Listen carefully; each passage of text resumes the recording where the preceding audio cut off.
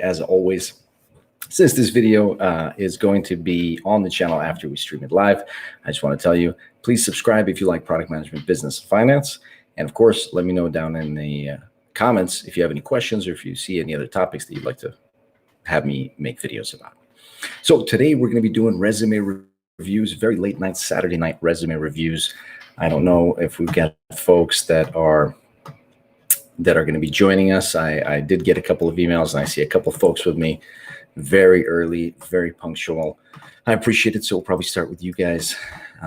But I want to see if we can also get to questions that folks have. And then hopefully we'll get to a bunch of these resumes that we're going to be looking at. It's incredibly hot here. As always, my air conditioning is off. So we're going to try to get through this. All right. Sounds like you can hear me. This is always great. So let's actually kick it off with our first guest. Let me see if I can get Joseph Shin in here. Joseph, let's see if we can get you in here, buddy. Hello, Alex. How you doing? All right, this is awesome. Okay, so it seems to be working. So far, so good. Pretty exciting. Thanks for joining us. It's good to see you, Joseph. Actually, maybe you can give us a short introduction, a little bit about your background and what brings you here. Yeah, sounds good. Can you hear me okay? Yeah, I can hear you well, yeah. Oh, perfect. Hey, everyone. My name is Joseph. I'm a current senior at Emory's Louisiana Business School. And I'm also heading charge of all growth and marketing efforts at Product Buds, a community of aspiring product managers. And yeah, I mean, I've been interested in tech and product management. I found Alex through one of the events that we actually did through Product Buds. So he was at one of the guest speakers at one of our earliest events, and we still kept in touch. And so I'm here. So thank you, Alex, for doing this. Thank you for the resume and all the questions. For sure. It's always very good to see you. And I'm going to have some questions to you about the Product Buds community, how that's going. I'm sure folks will want to know how college in general is going, how product management during like times of pandemic. So we'll get to all that. But I know you did also send over your resume. So maybe we can actually start with that, since we did say we're going to be reviewing resumes here. So maybe let's see if we can push this software here to the limit. I'm using B.Live. Let's see if you can share your screen. Maybe you can find your resume and share your screen. And meanwhile, I'm going to say hello to the folks that we have in chat. Hello, folks. Thanks for joining us. Just switch to the chat so I think I can see. And let me see. Look at this fancy thing right here. Seiji, thanks for doing this. Alex, thanks. It's good to see you as well. And in terms of sending resume, just responding to email or reach out on LinkedIn. Today, we've got quite a few folks waiting, so I don't know if we're going to be able to get to you. But if this works well, hopefully we're going to be able to do more of this. Alex, you let me know when you want me to start sharing. Yeah, for sure. Let me just, I'm using this fancy software. I mean, look at this. Michael, thank you very much for being with us. This is awesome. Thanks for joining us. And Padmasri, thanks very much. Glad to have you with us as well. So we do have a few folks. I already have a few. I think this B.Live, it lets me have up to 4 people in the staging area. So people are hanging out here. I clearly said, let me know when you're here and then join the link. But people are very impatient. They just get right in there, which that totally happens. So it's fine. But you just have to wait a little bit. All right. So Karthik, hello. Steve, Shimon, good to see you. Thanks for joining us. Joseph, why don't we just kick it off? See if you can share the screen. Let's look at your resume. Good. I'm going to make my screen a bit bigger as well. Can you see this? Okay, yeah, I see it. I think that's you. All right, let me see what happens if we do this. Look at this. Guys, I got to say, pretty impressed with this software on the first run. All right, but let me see if we can actually, if we can make it a little bit of shuffling here. I want to see if we can actually zoom out. Oh, what I'll do is, Joseph, I'm going to hide you for a moment, and then I'm going to do this right here so we can actually see what your resume is all about. Okay, and then you can give us the voiceover. Okay, so first, I'm going to bring you back for a moment and tell me what your goals are with this resume. So what are you trying to accomplish? For sure. So what my goals of this resume, I feel like it's for any others, is to land that first round interview, right? And hopefully with this, I can also tell my story, like my passion as a student, trying to run different projects. Hopefully get myself to stand out with some of the other projects outside of just the internships that I have, right? And just showing that I come from trying to break into product management. I am coming from a non-technical background, so I'm coming from marketing and a business background. So to start demonstrating that as well. But I want to showcase like my passions, my passion projects, and then my non-technical background. Okay, good. So it's good to have that background. So first thing, that's what we always do with anything. If we're building products or if we're reviewing resumes, first thing we're going to ask is like, why are we doing anything? So that was the first question. I just wanted to know like where you're going and what are you trying to optimize for? So now, so we can actually properly analyze this. Is this, because I think you're graduating next year, if I remember correctly, right? Yeah, I'm a senior now. Right. Okay. So you got 1 year left. You're thinking this is something you're going to start applying to companies like early next year, something like that? I've actually started applying with this resume already, because a lot of the programs I'm looking for the APM programs that these big tech companies have started opening up in August. But obviously, moving forward, it's the resume is always a work in progress, and that's why I'm here. Gotcha. Okay. So is this you think you're going to be applying to big companies, small, medium startups, or everything in between? My goal is product management at big tech, post-grad right now. And so big tech is number one in priority for me. But I'm also interested in like growth, marketing, and startups as well. But definitely my priority is big tech companies. Gotcha. Okay, that makes sense. All right. So why don't we start then? Let's go ahead and look at this. Let me know if you want me to zoom. Yeah, I'm gonna. Oh, we can't hear you. Oh, I see. When I take you out, I can't hear you. That's unfortunate. All right, let's do this, and then I'm gonna cut your video. You're gonna be audio only. Nice. Are you with us? Yeah. Can you hear me? All right, sweet. Yes, I can hear you. Another thing is, George saying that it's good to see you, by the way, George. You're saying that the YouTube sound is delayed. So, like when I say this, probably the video and audio is a little desynced. Is that what's happening? Maybe. Yeah, you and I think are cool. Okay. You know, like we're in the same staging area, but I think for YouTube Live it might be distinct. It's okay. Yeah, that sucks actually if that's the case. So we're gonna have to deal with that later. All right, so let's get into the resume. So first things first, I like this template. This seems very familiar. I like this a lot. Mm-hmm. Education, you're starting off first with education because you're graduating obviously next year, so it makes a lot of sense. I recommend folks do this, and that's usually what I see. If you do have a few years experience in between, then I think it makes sense to actually show the work experience. Joseph, in your case, you actually do have some experience, but since you haven't really graduated yet, I think this still makes sense. Mm-hmm. Okay. So university, I like when I'm just reviewing resumes, right? I'm going to skip through all of that. You've heard me say that many times before. And when I see a lot of text, I tend to skip. And I usually, probably a lot of other folks do similar type of behavior. So maybe if you can actually consolidate some of this stuff. For instance, like the relevant courses and certificates, I think it is important. And you're showing off, agile, marketing management, data, analytics. That's great. But let's weigh that versus getting to the work experience faster. So let's see if that's actually stronger. Like, what's the story you wanted to say about you, right? Like, if that's the most powerful thing, it makes sense to lead with that. If not, if you do have the work experience that's stronger, then it makes sense to actually put it a little bit lower. Gotcha. Down there. But that's something for you to think about, and we'll look at that as we go. So work experience, product buds, and actually, can you scroll down a little bit because I'm blocked? Yeah, it's perfect right there. Director of Growth and Marketing from May to the present. Great. So let's look at this. So we're growing the brand through daily content. Great. 2,600 followers. So 2,600 followers. This is when we're talking about metrics and like demonstrating numbers, which is always important. Think hard about like, again, what's the story that you're saying? So for instance, 2,600 followers, if you went from 0 to 2,600, that's pretty impressive. If you went from 1 million to 1 million to 2,600, that's not impressive. So actually, and I think in your case, I think you guys did take it, from nothing, if I remember correctly. So that would be, that's a cold start type of situation, 0 to 2,600. And I think that's handy to point out. So it would be something like that, or it was you going from 0 to 2,600. Okay. I mean, you can experiment with like different ways of saying it, but the idea is that it's the whole point is like from nothing to something. Gotcha. And Another thing to keep in mind here is when you're writing these bullets, and your bullets actually I really like.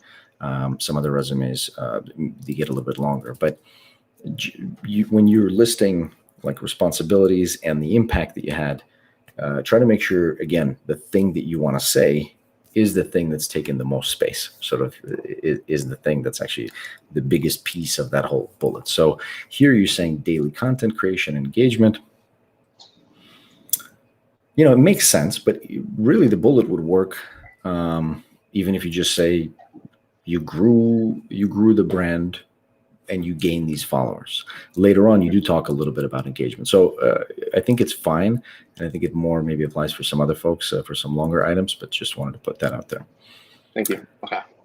Next one, average 30 new. So again, these 30 new daily Slack members, is that like your new members, but that doesn't talk about engagement, right? You're just saying, okay, I'm bringing in new folks. So that's okay. But remember, for something like a community, probably engagement is important, or whatever it is they're getting out of it. Like, what's the value they're getting out of it? So if I looked at a deeper level, it would be nice to get some sort of engagement, some sort of benefit for the actual folks that the community is for. But keep in mind, you got to take all this with a grain of salt because you're still in college. So we're really all in college. You're just demonstrating you're building stuff, you're building brands, you're increasing engagement, you're helping folks, and you're doing all this while you're studying, which I think is awesome. Honestly, I like it. I like the top. I like what you talk about in product buds. You mentioned different things, a number of events, a number of attendees. That's great.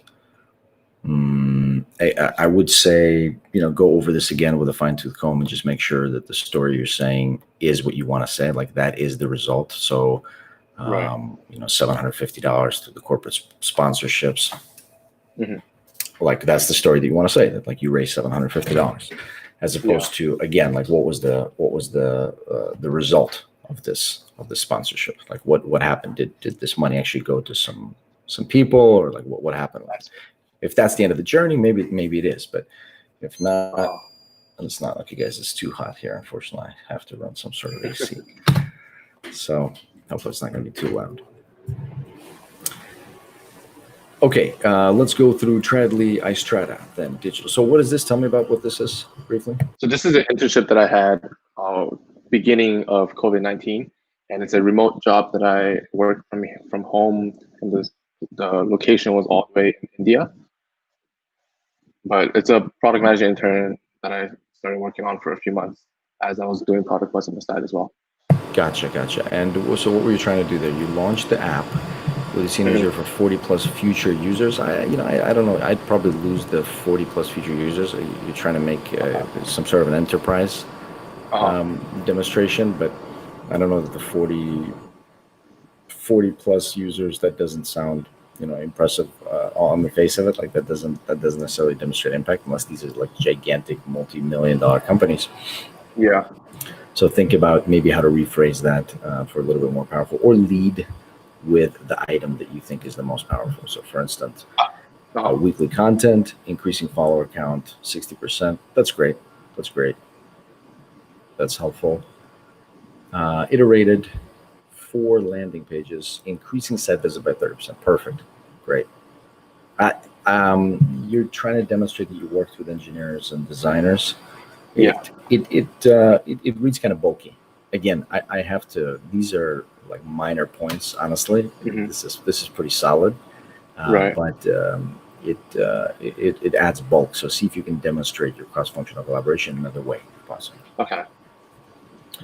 Market research, reduced app defects. So presumably you conducted market research, and this led to the defects. How did this lead to the defects falling by 15%?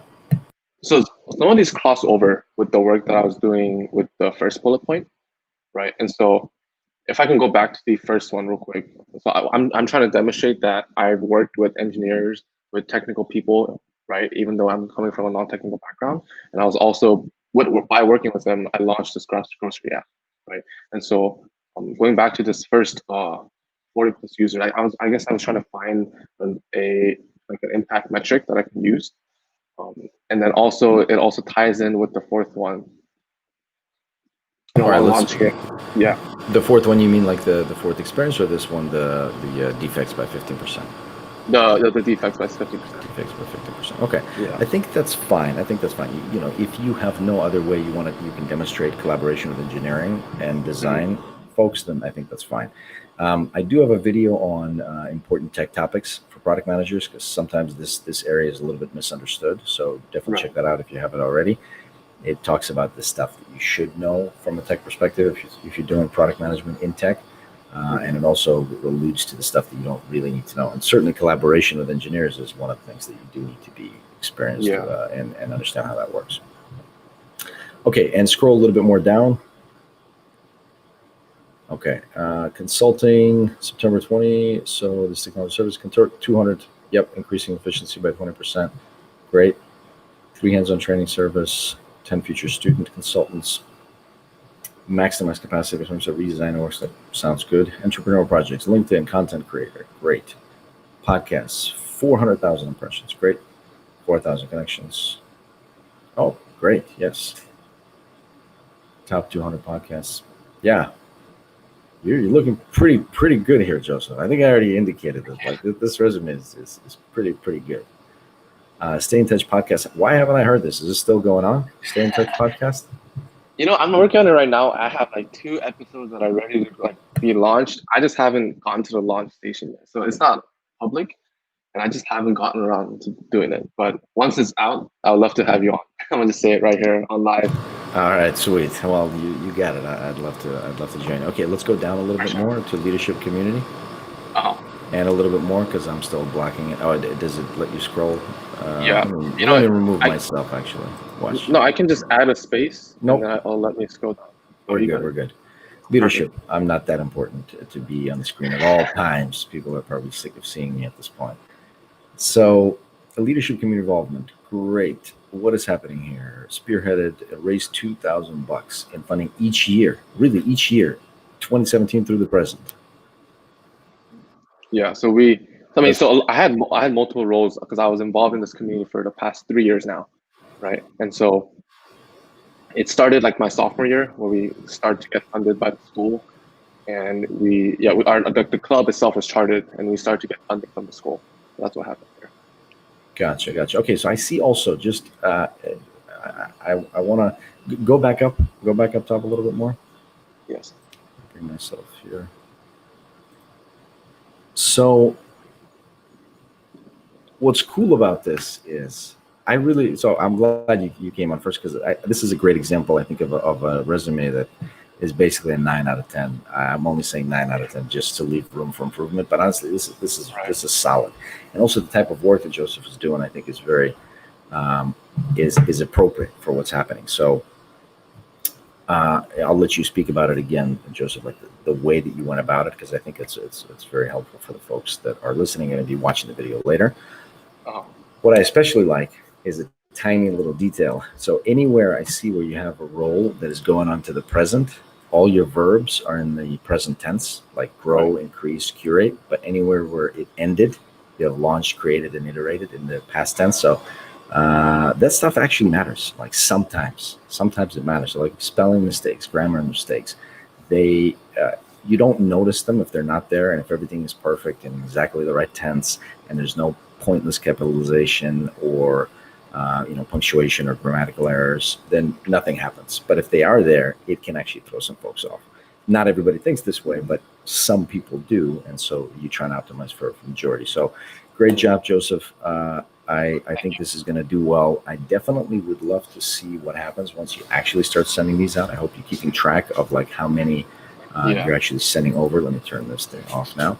How many resumes you're sending, when you hear back, and then like tracking those numbers. I would love to hear back from you after, like next year, and see how you did, because my thought is you're gonna hear back.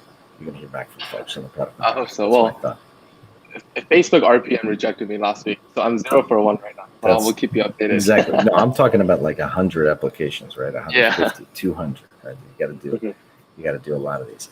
So thanks. Hopefully, the resume is pretty good, so we didn't really improve on much. But maybe you could give folks just a quick overview of like how you approached your college years in terms of putting things together, like the work that you did, how you thought about it, and what routes you took.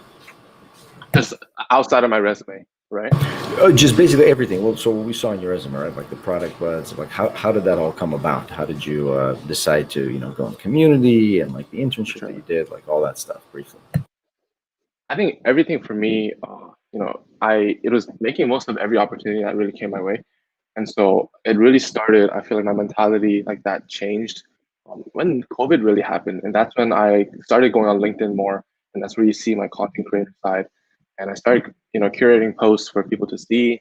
And because people were finding me, and they're seeing my posts, a lot of opportunities came my way. And Product Buds was one that did. And I was able to join in very early with the founding team and helping grow the community into what it is today. And by putting myself on LinkedIn and sharing my voice, I was able to meet a lot of very encouraging people who are very driven in their own path.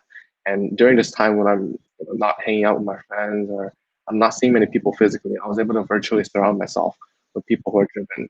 And that had such a positive impact on me and just kind of kept going, highly on top of one another. And I think that's how I feel very confident. That makes sense.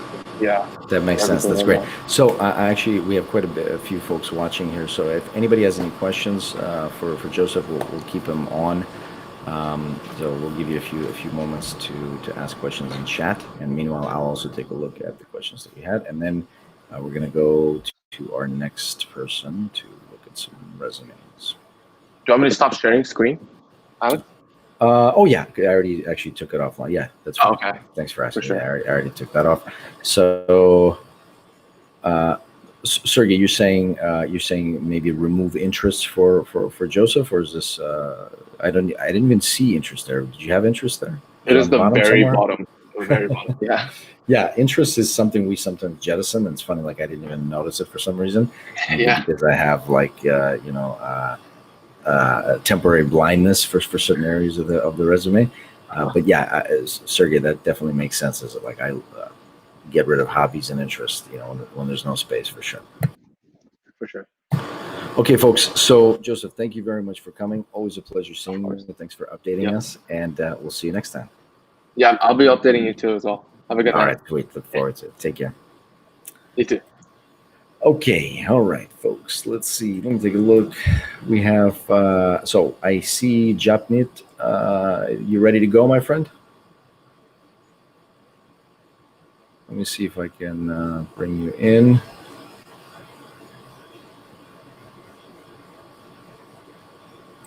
All right, folks. Okay. Hey, Alex, how are you?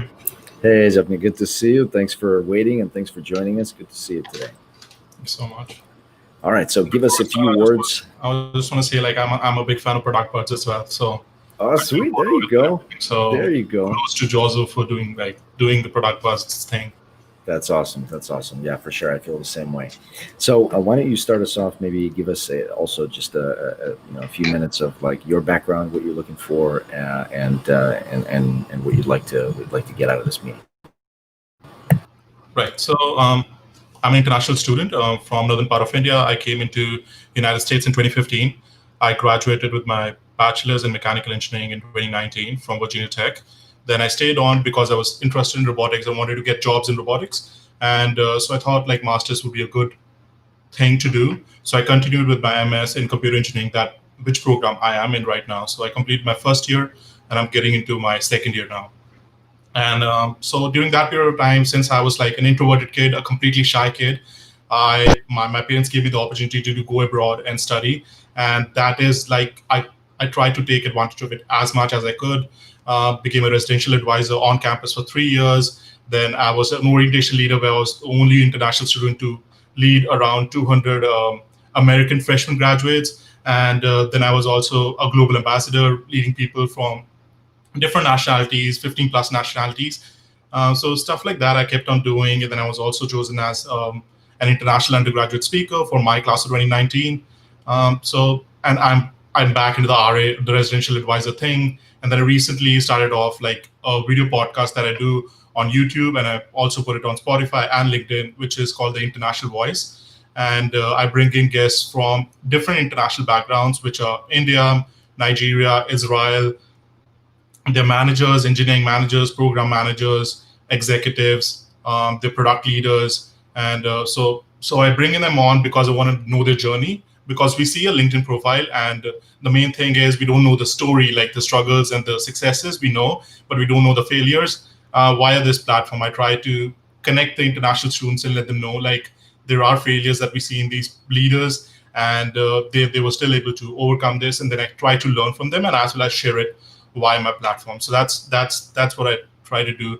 And I just got interested in product management this, like, 5 or 6 months ago, like probably this year, in the starting of this year. Why I saw product pods as well, so that was a great impactful thing, where I actually started to see like impactful posts, and as well as a lot of guests like you were on product pods as a guest as well. So I started seeing that and started following a lot of people on LinkedIn, started creating a little bit of content, but most of my content was regarding like the International Voice and all like, and I also do like write down articles or post specifically if there's a feature update, or if there's any sort of like business deal, like a major business deal was made, like how Google and Facebook is putting in money into the Geo platform in India and investing in this and all that. So that is how I got interested in product management.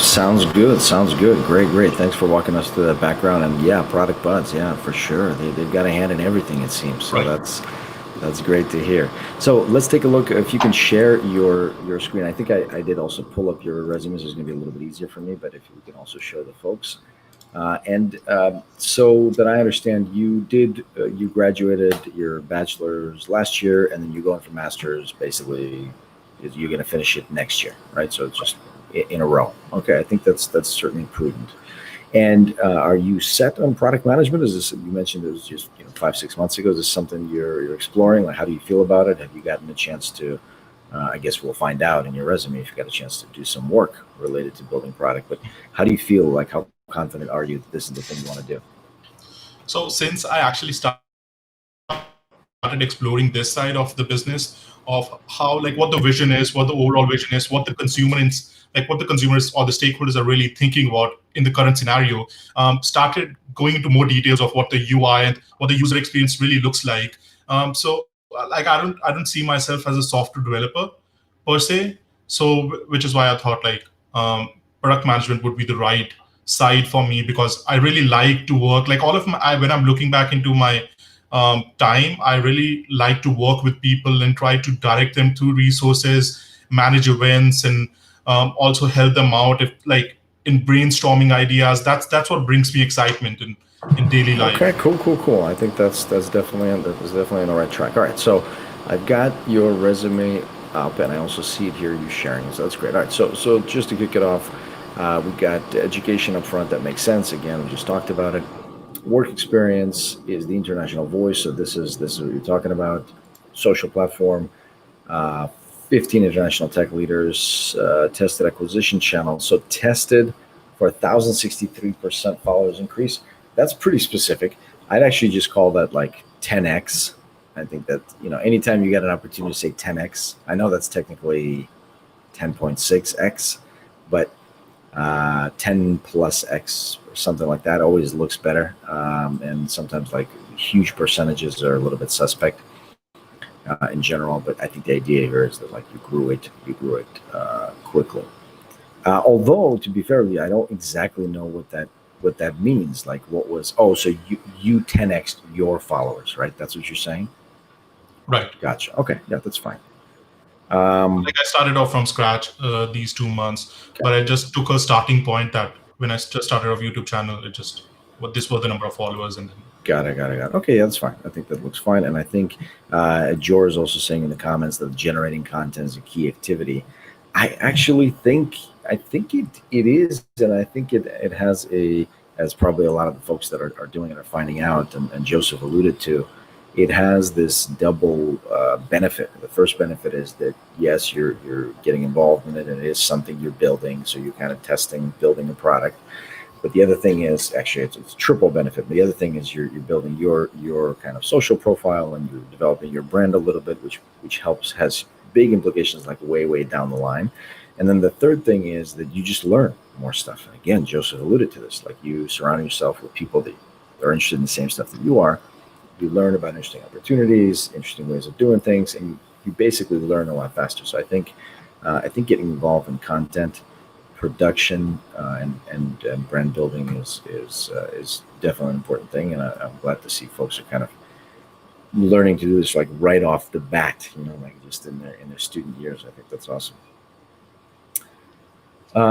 Okay, so let's continue here. So the top one is your content platform.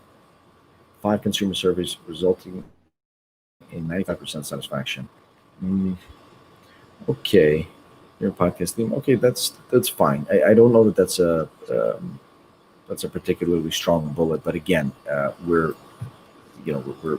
this is stuff that we're building, sort of our side project. So it makes sense to include some of this stuff. System engineering intern from May to August, so 5 months, 4 months. Created end-to-end documentation that will impact 40% time in place. I don't exactly know what that means.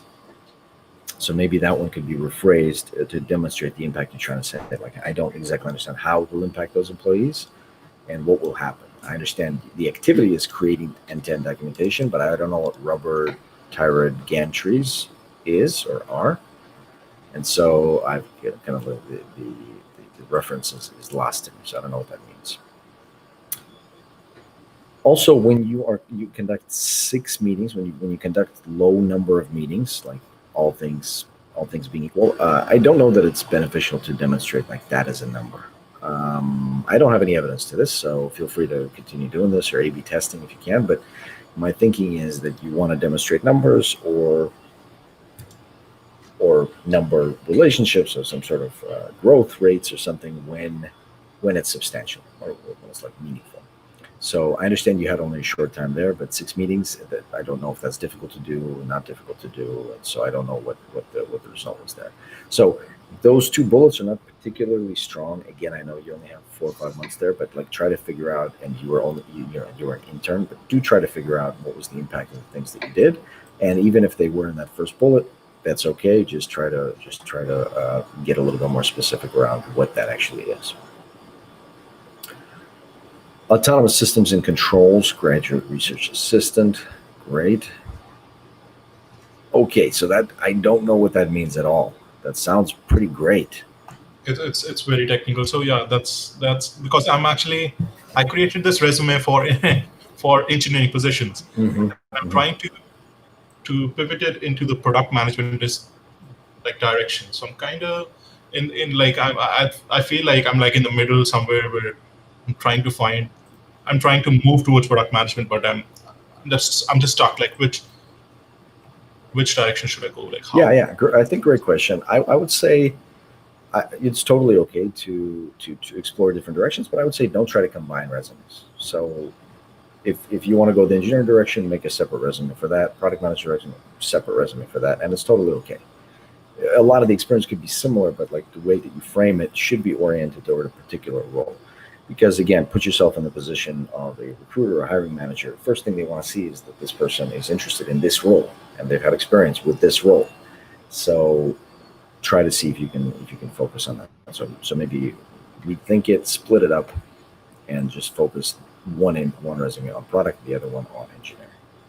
So I was trying to do this for product. What I'm thinking is like how should an engineering experience be described in a product management? In a way that engineering changes impacted users' experiences, ideally, or whoever. Like, there's always users, right? It could be internal users, external users, customers. Even when you're a research assistant, there are certain users. Like, you're assisting something or some sort of research to some end. And so product management is all about figuring out what to do, why to do it, and then trying to get it actually done. And so anytime you can demonstrate any of those things or all of those things, then you're in good shape. So I think some of the stuff that you've done can certainly be leveraged, but you've got to approach it from a slightly different position, like what actually happened as a result of your efforts or as helped by your efforts. for instance, like packaging efficiency, that sounds pretty interesting. Like sounds like we're getting somewhere. This packaging efficiency, I assume, leads to some sort of cost reduction or something like that. But as a product manager, you'd want to actually spell that out. That this packaging efficiency led to what? Because efficiency for efficiency's sake is great, but you gotta hopefully like untangle and understand why did you actually do that, and was it meaningful to some set of users? So the number of products that were manufactured or packed that day. Well, for instance, you mentioned that's packaging sold, right? efficiency. So okay, so you've I mean, again, just logically, I realize that when you can package things 18.5% more efficiently, you can fit that much more stuff in one unit of packaging, presumably saving, some portion, possibly all of that in packaging costs. So if that's the case, that's great. But we just want to like spell that out, that packaging efficiency led to equivalent cost savings or something like that.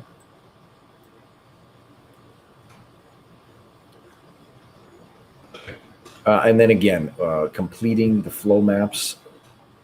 Unfortunately, again, That's true engineering, yeah. But yeah, again, engineering and product, they're very linked, right? Like the only difference is the product would have to say why you did this, and what are these pumps, and what was the result, and who needed them, and why was this done, and how was your involvement? How did your involvement make it better? Mm-hmm. There you go. Shimona's saying, talk about some of the experience. Look, I'm going to do this. Look at this. Talk about some of the experience you developed with your engineering efforts. Sergey's got a suggestion as well, adding one line about the company below the company name, short overview, you get the idea of the industry space. That's also interesting. Yeah, if you got the space for it, that makes sense. Sometimes I'm afraid of adding too much stuff, but again, if you're just starting out, that might make sense. Thanks, Sergey.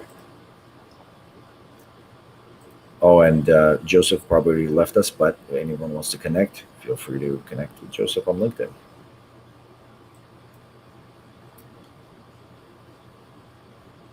Okay, let me go back up.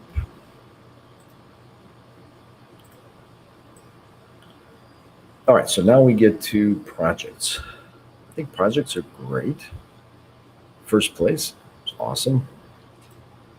I see you're bolding some stuff here. Right? We had a question about bolding text, and I'm a proponent of bolding for impact, but I see what you bolded are these 14 customer needs, and back up top, you bolded the 10x, essentially 1,063 increase. I think that's okay. I don't know that identifying 14 customer needs is something that needs to be called out specifically. Okay. Again, it's hard to say if that's a lot or a little. That's what I'm always confused about. Does it even need? Is there a requirement that we should bold certain things in any bullet points in a resume? It's not a requirement. I like to do it when you have a lot of stuff, a lot of numbers. Like for instance, actually Joseph's resume, I don't remember if it was bolded, but he did end up having a lot of numbers in there. And so if you wanted to bring some focus to specific numbers or specific impact or a specific part of the story that he's trying to say or you're trying to say, you would bold that. Like product management is all about, again, thinking what to do, why to do it, with whom to do it, and then leading a group of people, collaborating with a group of people to actually execute on the thing. And so which one or many of those skill sets are you trying to demonstrate through your resume? I've actually got a video called Top 10 Skills for Product Managers, and I've got a few other videos that are talking about like the different qualities that hiring managers look for in product managers. I actually have a video where I talk about what I look for in a product manager candidate. And so which of those things are you trying to demonstrate about yourself? And then figure out how you can actually tell that story using those bullets. So I do like the fact that your resume is short, concise, single line bullets, and you've got numbers, so you've got impact demonstrated. But obviously we talked about you've got some extraneous stuff, and you've got clearly some work that you've done that you haven't demonstrated the impact from a product management perspective as well, I think, as you could have. Semi-autonomous underground vehicle. Wow, this is fascinating. So again, that sounds great. Can you make me more excited about that in your resume? Again, for product manager, like if you can tell me why that's awesome. Uh, and again, what is Like this? sharing about the use case scenario of that, and Yeah. So like, what that- did this semi-autonomous underground vehicle do, or what was it intended to do? right. So this semi-autonomous underwater bike. Wait a second. I talk about the underground bike, right? Yeah. So that was specifically just to help out in like when you're at a restaurant or a party. I don't. Hello. Can you hear me? Yeah. I'm with you. Jump we're with you. We can Hello. hear you. Yep. Looks like we're having some technical difficulties. Hopefully y'all can hear me for now. Oh, now here's another shout out for Product Buds. In the meantime, check out Product Buds.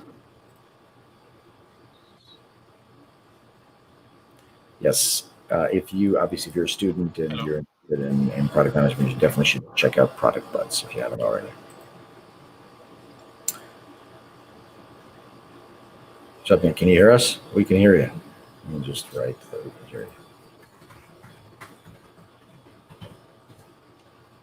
Okay. Meanwhile, we're gonna get.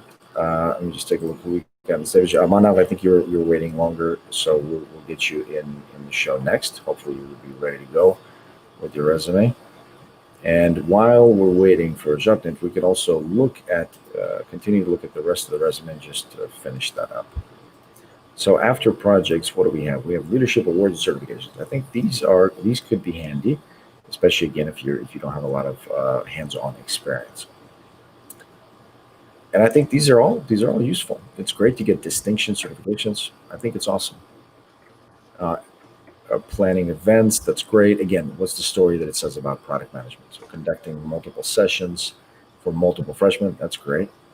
I would be great if there was also something that came out of that involvement. So this is what I was also telling to Joseph. It's like Product Buds community is awesome. I know it's awesome, but how did it help these people? How did it help? Were they able to secure more product management jobs? Did they feel more comfortable? Are they able to do interviews more? Did they just increase their skills because they've they've uh, uh, they've attended some talks, or maybe there was um, some sessions where they're building together, so getting hands-on experience or stuff like that.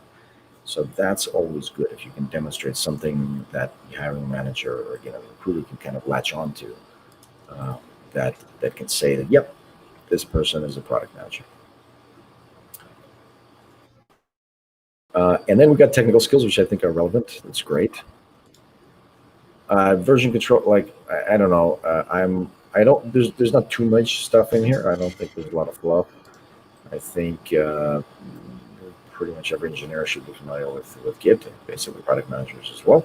But overall, I think it's a fine list. Again, check out my video to see about the technical skills of a product manager, to see what other skills you might want to add there. All right, can you hear us? Did we get you back? Shepnet? Yeah, it looks like we can't hear you. Rather, we can hear, but you can't hear us. So thank you very much for watching. Thank you very much for being with us. I think that's everything I have to say about your resume. But I would love to hear, get revised version. Maybe we'll see you again next time, and we'll see how that goes. Let me hide this one, X that out, and Shapnit, thanks very much for being with us. All right, let me take some questions, Manav. I'm gonna bring you on in just a moment here. I'm really enjoying this tool so far. I'm liking it. Probably the folks that are hanging out. I got like Sagar and Manav and Japnit hanging out with me here in the staging area, and they have to wait. So, but it's super convenient for me because I'm obviously doing all this by myself. All right, let's see if there's any questions in chat. So, Daniel, what's the question on this topic? How can we spin computer science research to work for product manager resume? Well, it's pretty straightforward. It's like, how did this computer science research help anyone at all? And you should be able to answer that one. right? Like it shouldn't be something. I mean, sometimes you can just do sort of for the sake of knowledge, so to speak. But there's usually some goals when you're doing research in computer science, and they usually can be tied to making something better for someone. So if you can figure that out, then that's your impact, right, from a product management perspective. Hopefully that makes sense. Let me see any other questions. Okay, Sheha asks, could there be a line after each project that states the tools, technologies used in that particular project, like the keywords that the job description is pointing at? Could that be done? You could, but I don't know that it's helpful at the resume stage, right? Like the point of the resume is just to get the call back from the recruiter or to get the first call back from the hiring manager. It's not to get the job. So you don't need to put everything in the resume, just enough so that you tell an interesting story and folks actually want to reach out to you and speak to you and see what you're all about and then ask you more questions. And at that point, you can talk more about the tools, technologies, and everything else. Hopefully that makes sense as well. And Rahul asks, Alex, how can we share a resume? Well, first thing you got to do is make sure you subscribe to the channel. 55% of viewers of this channel are not subscribed. That is unacceptable. So first thing you got to do is subscribe to the YouTube channel. The second thing is reach out on LinkedIn and follow me on LinkedIn, and then watch and subscribe to also the newsletter, which I send occasionally. But in there, I will let you know when I go live. Next time, we'll do office hours.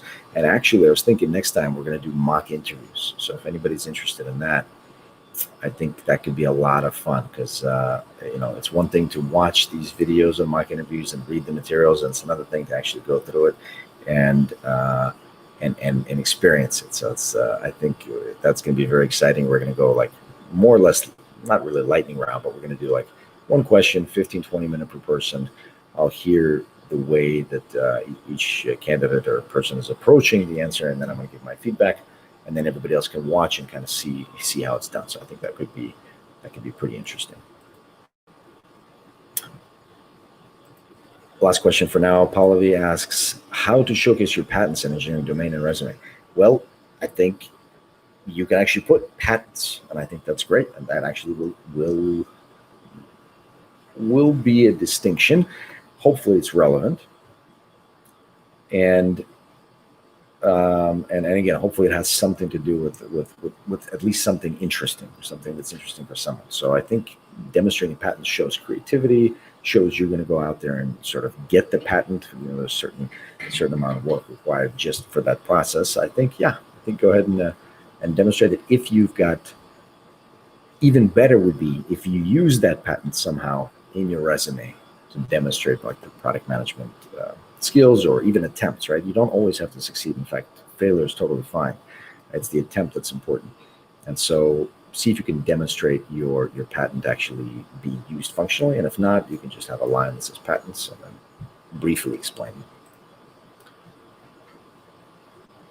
Okay, so George, I'll take Joe's question. Oh, and it doesn't show up fully, but the question is, would you make side projects separate section from professional experience or put them in that area? If so, and you're currently employed, does it go first? Yeah, good question. First thing, it's got to be about, again, the story you're trying to say and what you think is more impactful at actually telling that story. And if you want to customize it further to the person or company that's going to be actually receiving this resume, right? Like what is this company all about? What do they value? Are they going to be more interested in the work that you're doing at your current company or the enterprise that you're doing on the side? You can find out a little bit about the culture of the company. So ideally, you'd optimize it like that. Ultimately, though, I would just list it as another piece of the experience. So my own resume, like I wouldn't break it down. I would just say, here's what I'm doing now. I'm working here. And then the next thing, here's one of my businesses. It's ongoing. Here's another one of my businesses. And then kind of like that, sort of by effort and impact. That's how I would order it. But to each his or her own. Thanks, John. All right. So let's get into it. Manav, let me try to add you to the stream. All right. Hi, Alex. Hello. Thank you so much for being here, and thank you very much for your patience. It's good to see you.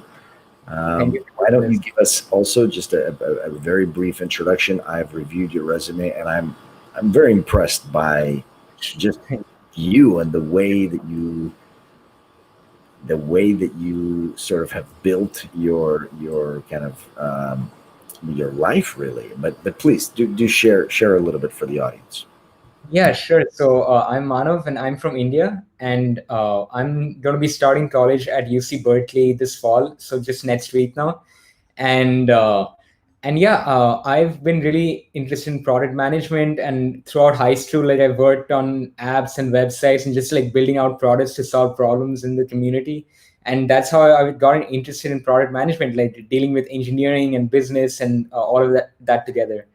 So yeah, I ended up doing it. Excellent. Yes, that's right, Manav. You're just starting college. This is awesome. This is really great. All right, so share your resumes. I've got it pulled up as well, and I'm going to put it up for the folks. By the way, how's that air conditioning in the background? You guys hearing that in chat? Let me know.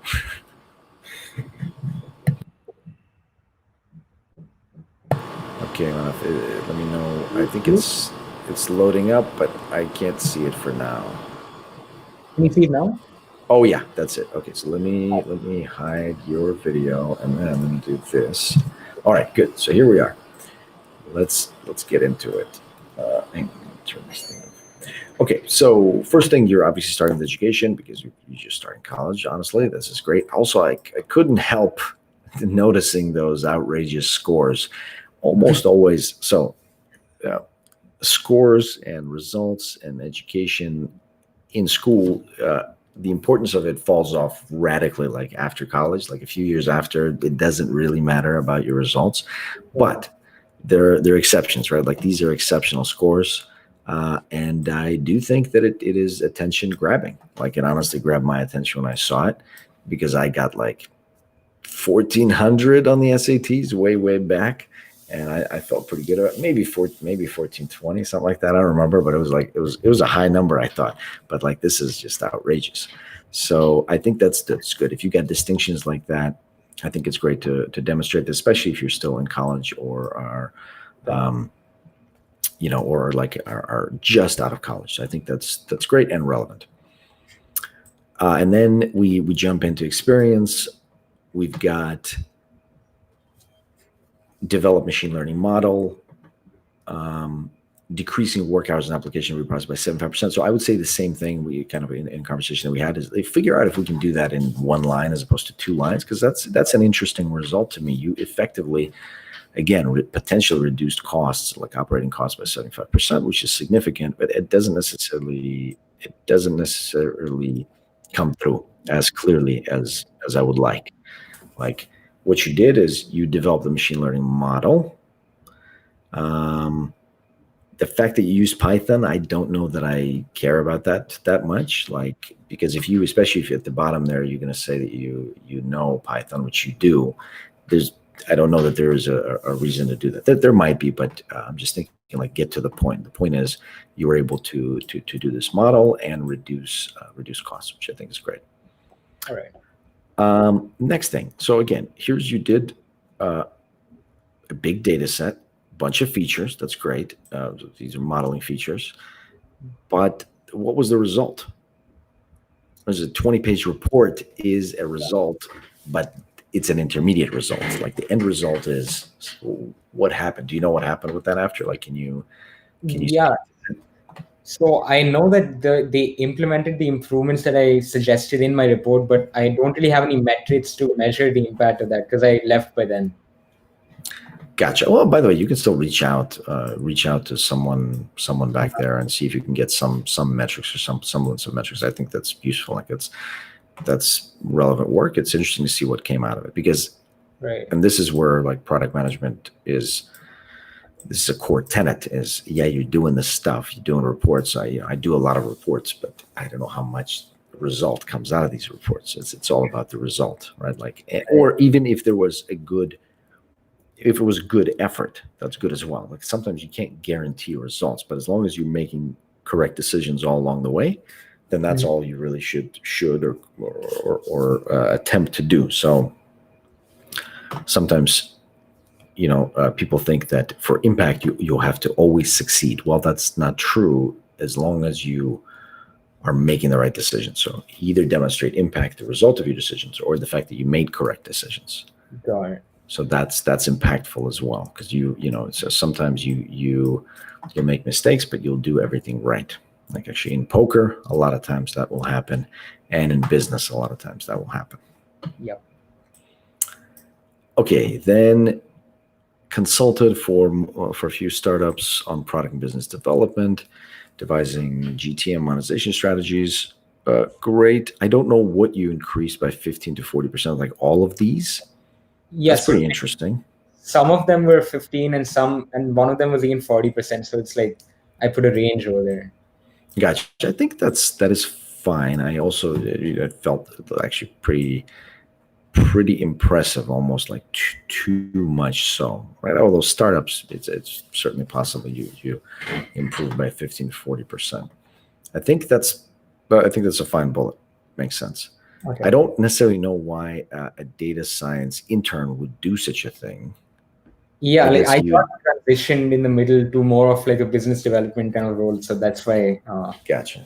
Yeah. Gotcha. Okay. I mean, that still relevant. Makes sense. All right. Next is one of your co-founder. This is an iOS app that you designed and developed. You designed it and developed it yourself? Yep, I did. That's great. Location tracking, SMS features. Are you trying to say that because you incorporate location tracking and SMS features, then that's you're demonstrating your engineering prowess there, or what's the point of including that there?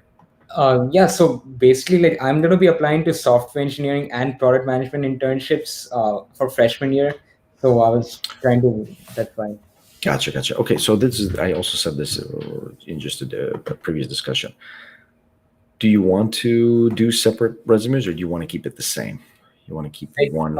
If possible, I try to keep the same resume, but I'm open to making two different resumes. No, I think one is great. If you can, then for engineering, you say the things that you want to say for engineering, but then you add the things that are necessary for the product management component of that to work, right? Because engineering is like, I did this thing, and product management is why I did this thing. Yeah. So technically, you can combine engineering and product management resumes. It's just going to read from an engineering perspective. It's going to read like a little bit excessive information because Right. And by the way, like obviously good engineers are also product managers effectively because they're not just doing stuff. So I think a good engineering hiring manager will appreciate like a user focus and an attempt to have an actual impact and understand the why of what you're doing. And for product management perspective, that's going to be a great resume. It's going to demonstrate engineering skills. Now, don't get sucked into the thought that you have to demonstrate how good of an engineer you are as a product manager. We talked about this multiple times before. I just did a video again on the tech topics, right? Product managers are not going to be coding because engineers are going to do that. And that's all they're going to do. And product managers need to do all this other stuff. So remember that you want to demonstrate that you work well with engineers. And because you are an engineer and you've done engineering tasks, you know how to work better with engineers. Does that make sense? Yeah, that makes sense. Yeah. Great. Okay. So keep that in mind, like as you're thinking. Okay. But I like this. I like that it's May 2016 to the present. I mean, that's great. You've got longevity there. That's awesome. The fact that you, again, designed it, built it, it received X number of downloads, some sort of gigantic rating review, five-star rating. I spent so many years in mobile. I don't believe that rating. Like, I don't know is this the best app ever? But still, that's just great metrics. And it's not about the metrics, right? It's not about making an app that makes millions of dollars or something like that. It's just about solving a problem, going out there, showing initiative, and building this thing. Fantastic. Thank you. Pioneer Research Program. Great. Yes, that's fine. See, as someone who's just going into college, that's the only time you get in a situation where you can write stuff like received A+, like that's right. But I think that's totally pertinent because what did you do? You wrote a research paper. How do you analyze that research paper? Well, by the grade that you get, you got an A+. So I think that totally makes sense. It's good. Like I think this is great. Your skills are good. Your awards and achievements, great. Projects, fantastic. You got a lot of stuff in here. I honestly, I don't know that you need all this, but I think the reality is that maybe you can actually again walk us through your thinking of like how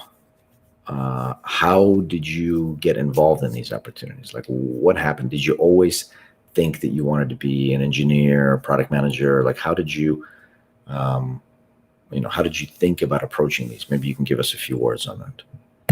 Yeah, for sure. So I basically around like the eighth grade or the seventh or eighth grade, like I got into programming. So I was just programming like really basic problems, like adding a few integers or just like printing a few strings and stuff on my screen. And after coding for a while, like kind of figure out that I need to have some kind of impact with the code that I write. Like I really wanted to have some impact in my community, and so I just like looked around for different problems, and I found that there was like a public safety problem, and I decided like, okay, I'm going to use code to try and solve that problem. So I built that iOS app of mine to try and solve this problem. And then I saw that like you can actually build real products that people actually use and that actually like solve the real needs of users around you. And that got me into this entire like product mindset, and like it kind of inspired me to build more and more products over the next few years. Yeah. Excellent. Great. I definitely recommend everyone to kind of adopt that way of thinking really at any point in your career. And so I think it's awesome. I think your resume is in great shape. Like I would, if you applied, I would definitely reach out and chat with you if you applied to any of my companies. I think that's just great. had one question. Yeah. Alex, like, is it like too much, too many bullets in my resume, like in the second half over here? I was thinking that, but I couldn't really identify which ones necessarily cut out. So you might have to go through it with a fine-tooth comb and see again what is it about you that you want to say, and maybe rank the bullet points, and the ones that ranks the least in telling that story, you could potentially cut. Right. But I don't know. You don't have to force it. I think it's still, as long as it's still one page, like a comfortable one page. I don't think it's like this super tiny font. Like I think it's fine. You can also bold key elements if you want it to stand out that way. But I think Any questions from chat? I know it's also getting super late, and I picked a weird time, but that's the time that I have available for this. So really, the winners are going to be the folks that are going to watch this video after, if they can put up with the AC noise. So any questions, Manav, that you have for me, or any questions, audience, for Manav? Yeah, I just had one more question. Sure. Like, I've heard that people say that you should add like your interests or hobbies in your resume, but I'm not sure whether I should do that. Yeah, I think your hobbies and interests are apparent in the stuff that you've done. I think you're good. Okay. If you think, again, is something interesting there that's like very, very unique about you want to demonstrate, you could. But honestly, I think you've gone over the top for where you are, for just starting college. You're so much ahead of like the normal curve that I would not worry about adding extra stuff like that. All right. Got it. Okay. Thank you so All right.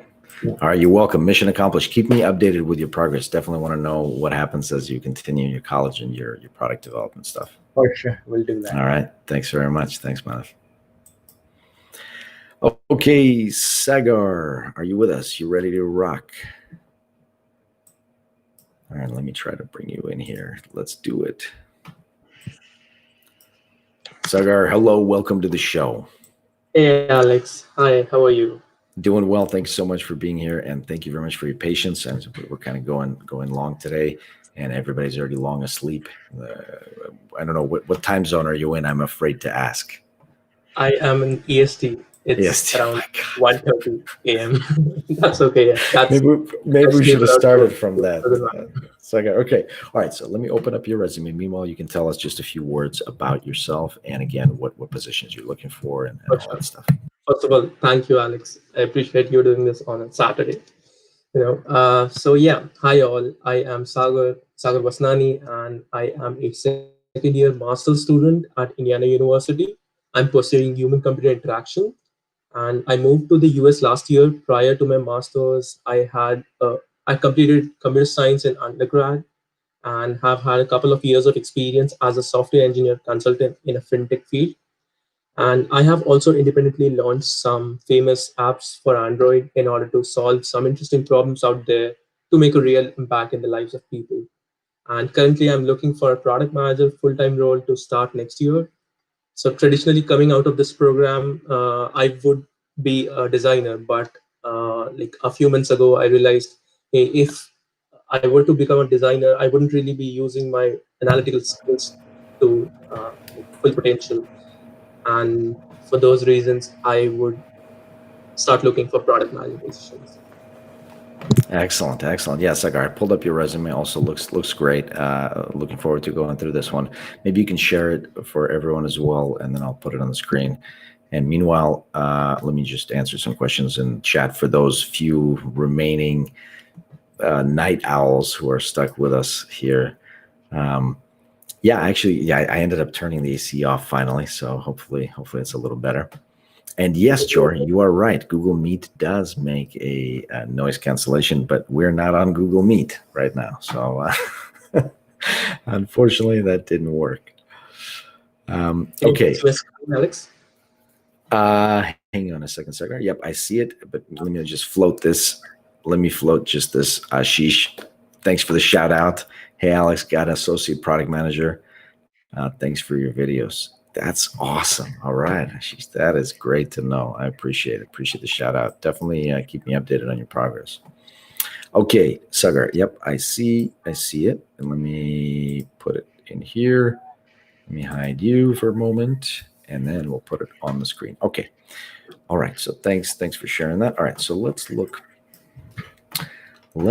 at this. All right. So Sagar, we've got education up top because you're a master. Oh, okay. So I think you might have asked me this in email, but your bachelor's was finished in 2017. So you do have some experience. So you're thinking, okay, should I put education up front? Should I put the experience up front? I would actually say put the experience up front because it's already been 3 years. And also you've done some cool stuff, right? It's not the case. Usually the less other things you've done, the more you want that education up top, and the more you want those rocking SAT scores or some sort of like distinction up top to catch the attention of the viewer or the reader rather. But if you've done stuff, if you've done great stuff on the side or interesting stuff, then I think, and especially if you've been a few years out of college, for sure I would lead with experience. So that's how I'd answer that question. But again, it's just one opinion. But that's my thinking on it. That's what I would do. All right, so let's take a look at this. So we've got your Indus Valley Partners, consultant for multi-billion-dollar fintech, collaborating with 8 consultants, project managers, and the client CTO. Okay. I don't know how exactly I feel about that, but let me keep reading. Launched a suite of origination products, new line of business, resulting growth of 35x, like 35x.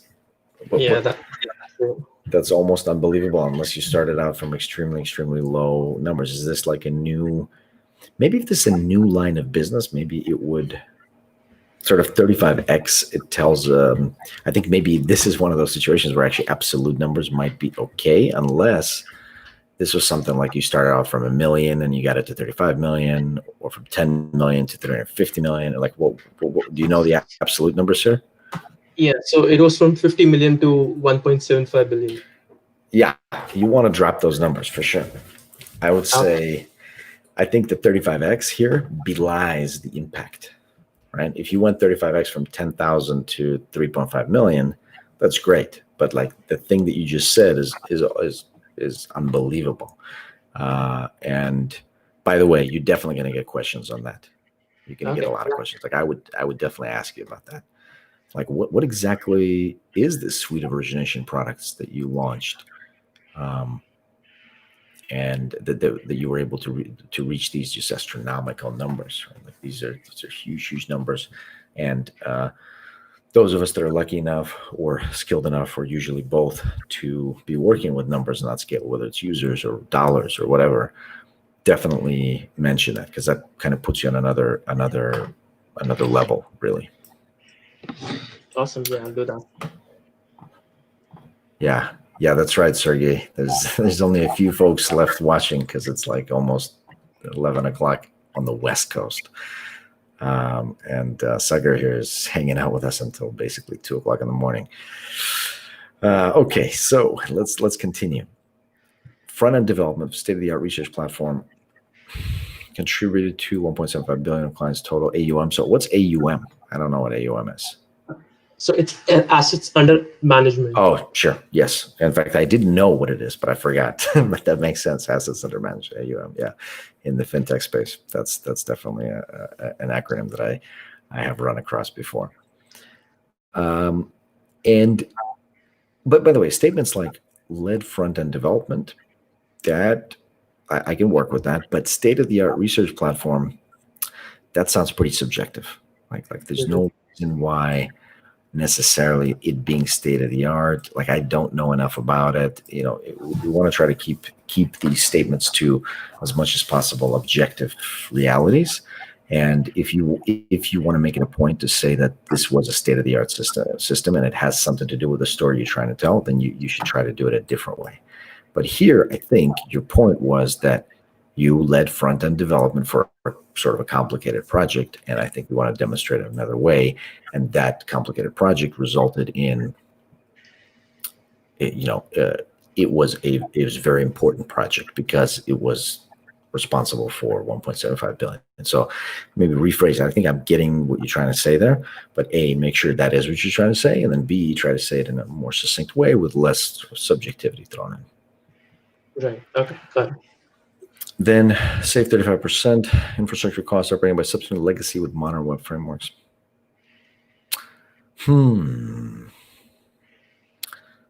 Okay. If I were to ask you about that, like what can you tell me what that is? I'm just interested.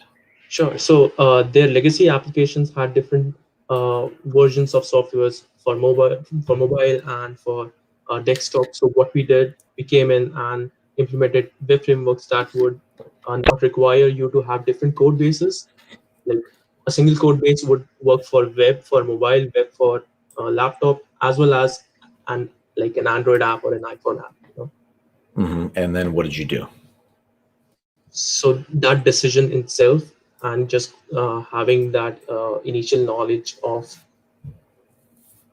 experience with that framework helped us save the 35% of clients. Okay. I don't know how I feel about that. I'm not entirely convinced. Like that, I think that is a thing. But again, to see if you can demonstrate the thing that you did in that puzzle. That's a significant amount. That's great savings, and it does make sense when you upgrade infrastructure, especially for something like a banking institution. It does make sense. But like maybe you can walk me through that a little bit more while still keeping it to as close as possible to that one line. If need be, you can go to 1.5. But explain it to me. Like, what did that take? Did that require like stakeholder management, or did you have to convince anyone of anything, or like what were the attributes that would be useful for product management that you had to use in order to get that done? Because that's a significant chunk of savings there that I think would be great to demonstrate something else with that. Right. Okay, user interface designer, UI designer, design agency, collaborative developers. Okay, so I guess you're in italics here. You're saying collaborated, so you give us a sense of how many and what different type of roles you collaborated with. I would prefer doing that in bullets if you can, so that we can kind of like get to the point. But again, that could be, so usually I think you've got your title on top. That makes sense. Then you've got the name of the company and the place where it is, and then you've got this piece in italics, which we talked about, which I think Sergey mentioned, that it tells you a little bit about what is actually happening. And I think that makes sense if you need that clarity. So make sure you actually do need that clarity. Sometimes it's just self-evident. You don't need it. And then this collaboration, I would rather see if you can try to fit it into bullets in an organic way. Like Mhm. this is the team that you led or you worked with, rather than you're sort of listing it as a laundry list.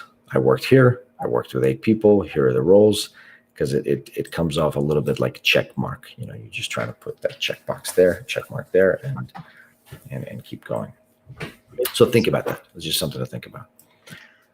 And then products founded and launched. So this goes to the question that we talked about. I believe Jor asked about how you put in your experience versus products. And I think you got very interesting stuff in here. You know, you got the Bixby voice app. So walk me through this.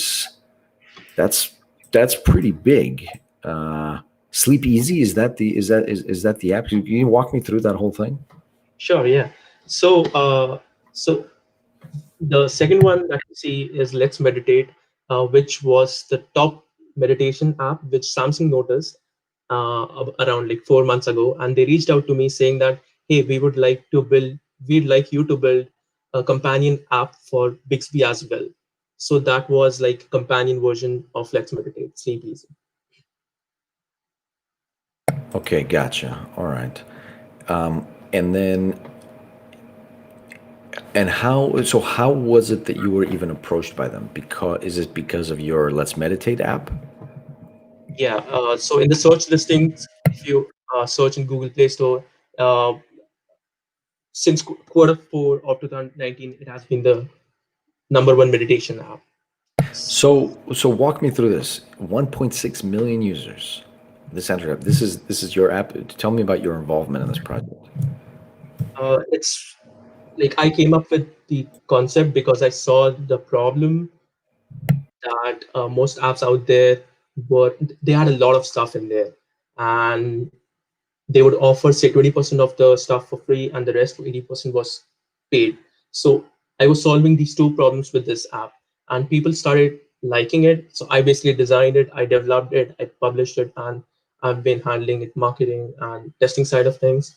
It's basically one person team. And I have So collaborated. wait. So hold on. So this is super important, because I think you're way underselling it. So let me just see if I get this straight. You came up with, designed, and built an app that has 1.6 million users. Let's Meditate. Yes.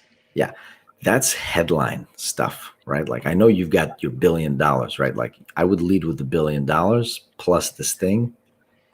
Make sure, like, these are your big strong hooks. This is extremely rare.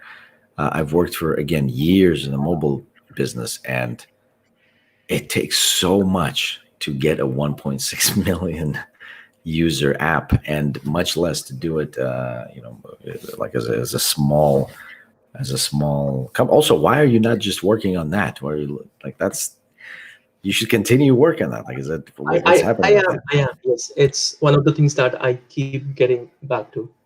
Yeah, I think that's an asset that you definitely. I mean, I'm glad that you stuck with it. And I also see Pixel Drawer, and that's another thing. Is that, like, did you build that after? It looks like it's December, so started around the same time.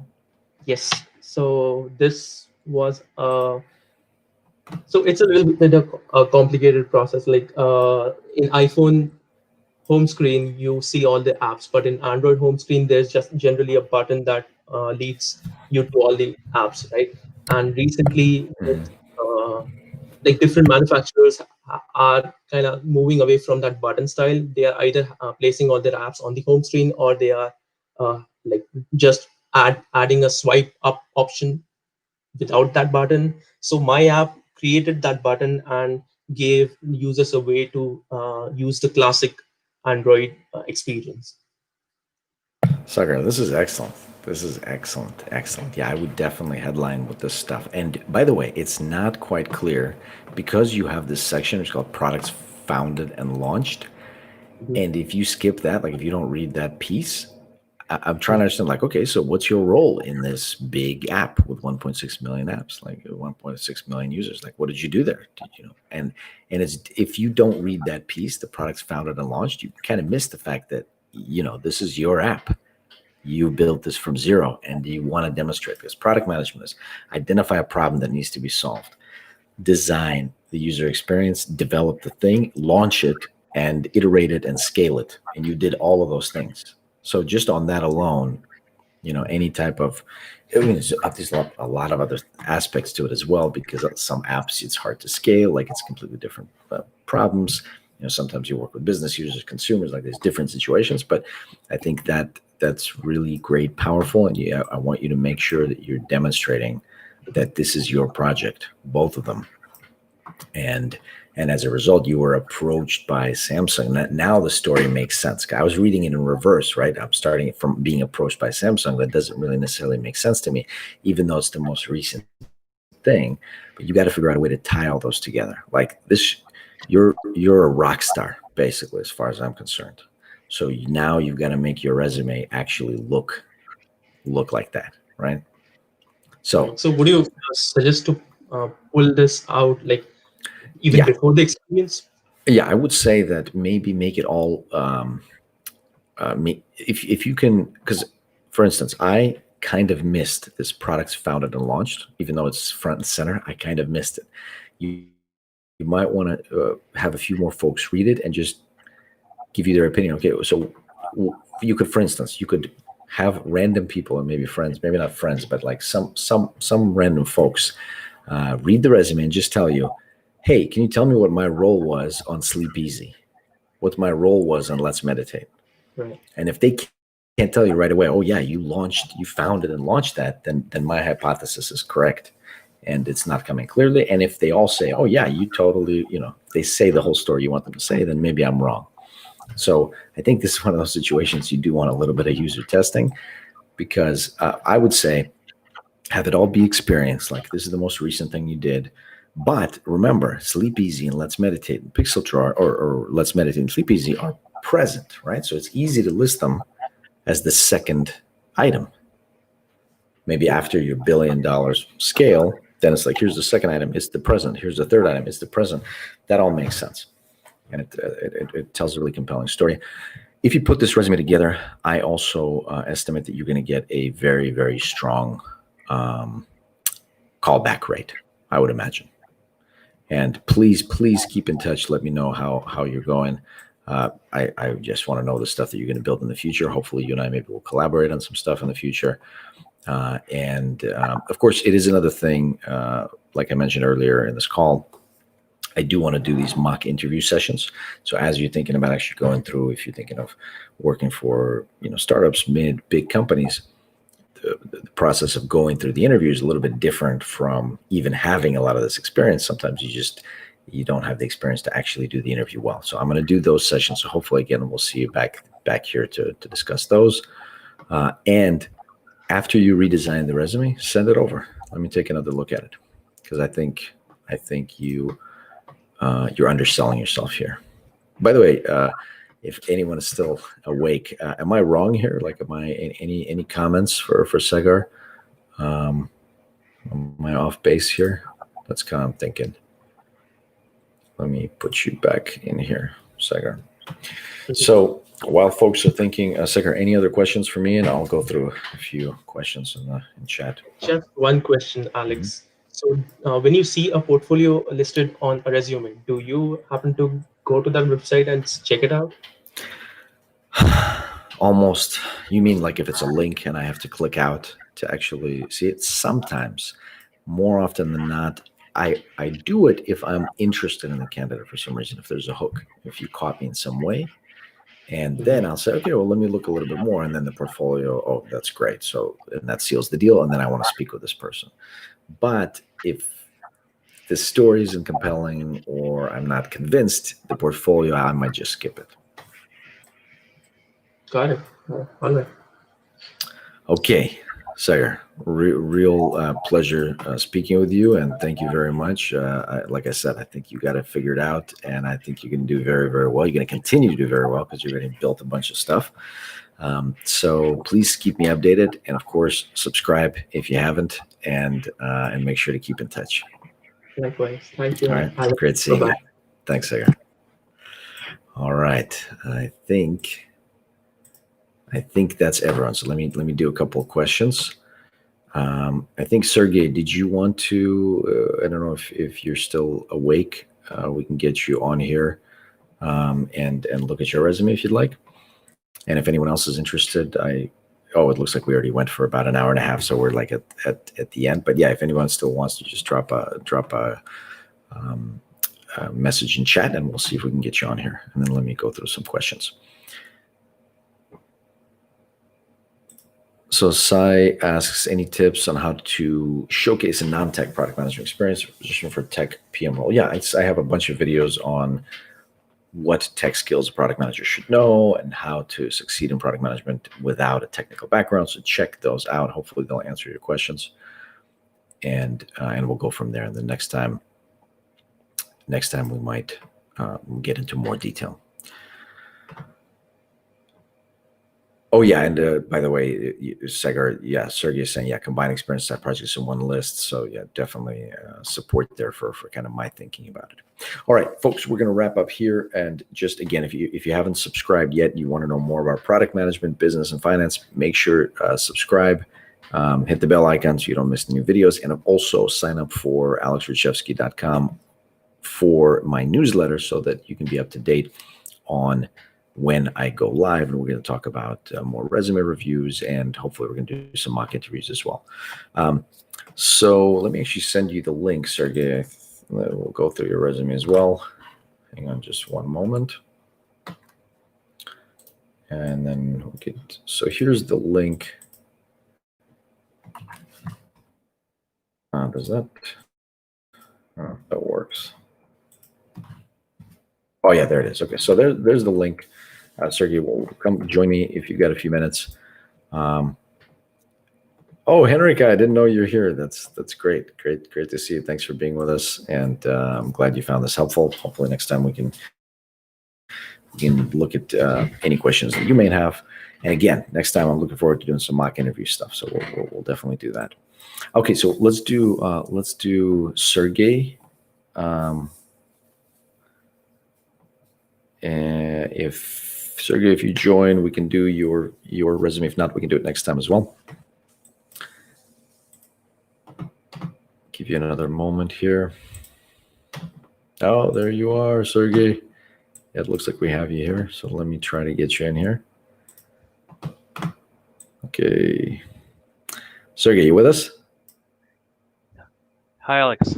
Okay, all right. It's good to see you. Thank you for your patience. What time is it over there for you? 11 p.m. 11. Okay, so you're Western. I'm in Seattle. Seattle. Okay, so just up north. Okay, that's still pretty late. So thanks for being with us, and thanks for watching and for contributing. Really appreciate it. So do you want to? I know you actually had some specific questions, so I can answer those questions if you'd like, because I did have some specific answers for your questions, or we can dig into an actual resume if you'd like, if you want to share it with the audience, or if we whatever you want to do. You know, you're very patient. Let's maybe review a resume. I'm not at the early stage of my journey, so kind of 10 years of experience in PM and 21 years of experience overall. Excellent. Okay, good. So today we were mainly working with folks that are just starting out their career, and so this is obviously is going to be a little bit different, but I think that's good as well, because we have a lot of different folks that watch the channel. So maybe you can share the screen. Yeah, share the screen.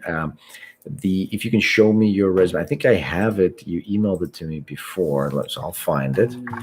And then if you share your screen, we can also show other folks as well. Yeah. Oh, yeah, I'm pretty happy with this platform so far. Now we're almost got it figured out. It's pretty exciting. We didn't really get to touch on the fires that are happening 10 miles to the north and 10 miles to the south of me as we speak. But maybe next time we'll talk more about that. Do you see my screen? Yeah, I see it. I'm going to put your video off here for a moment, and I will. Okay, so here we are. Yep, we see you. All right, so even if you have a lot of years of experience, like you and I have, Sergey, that doesn't mean that people are going to read your overview, right? Like I don't know if you have evidence to the contrary, but like my thought is, it's so hard for me to read overviews or these summaries. It's just, it's so hard for me to do that. And so it's going to be, and again, even if you've obviously have a lot more experience, I want you to think about the story that you're trying to say and the story that you're trying to convey, and then make sure that, ask yourself, why is that summary there? Why is it telling the story that I want to say? And if not, like, which parts of it are so important for you to keep, that you think are so important to demonstrate? And then I would say, figure out a way to put those into bullet points. And so I'll go even further. So basically, my hypothesis is we got to get rid of this thing on top so we can get to reading about the cool stuff you've done.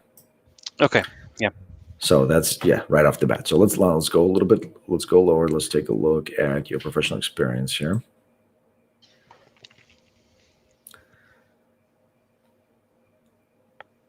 Okay. So Acumatica, senior product manager, owner of all Acumatica web properties, leading digital production team, deliver personalized experience for all website visitors, responsible for user experience, customer journey optimization, engagement, retention, balance client needs. So you've got a mix of stuff that is important to do and stuff that still reads a little bit like jargon, which I'm sure it's not, because user experience, customer journey, optimization, engagement, retention are all very important things. But I would again say, what's the point of saying this? Show me how you impacted the user experience, or how you impacted the optimization for engagement.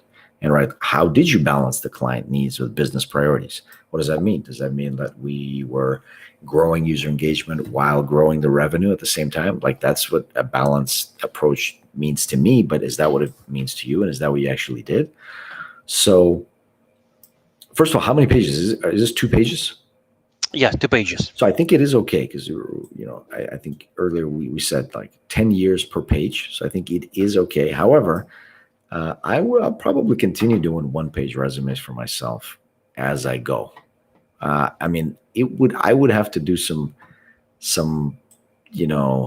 Sagar level stuff, in my resume in order to have it go into 2 pages, right? Like, I'd have to have a lot of stuff in there.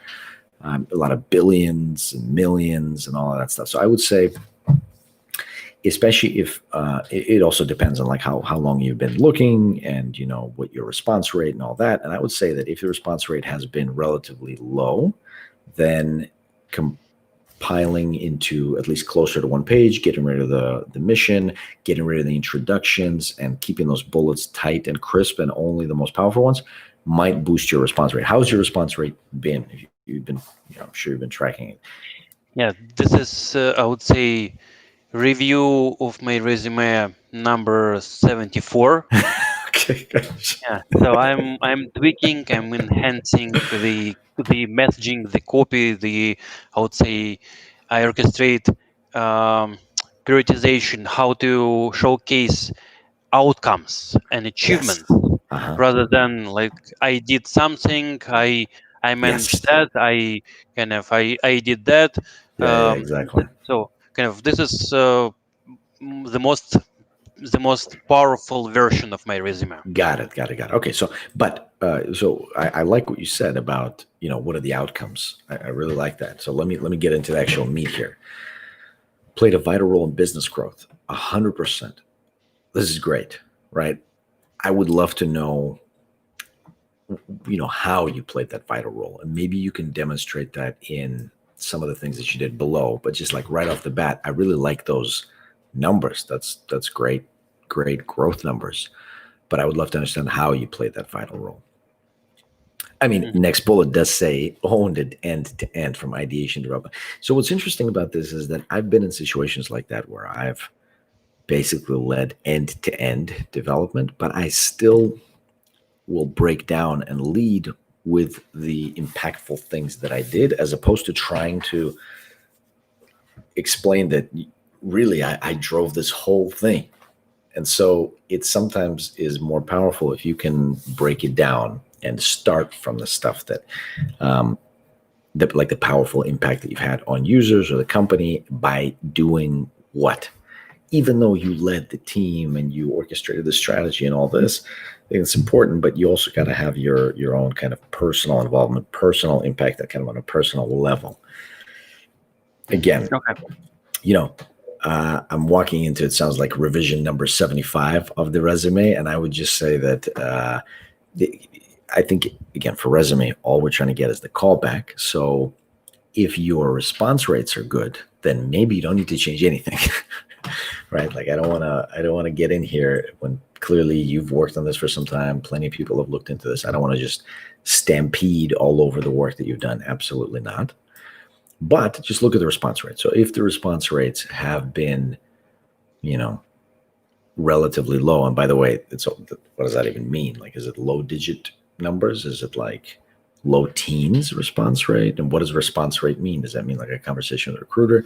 So it's all very subjective. It's different for everybody. But I would say you get a feel for it. Like sometimes I have folks that write to me that like have no responses, for instance, or like very few responses. 1% response rate. That's low.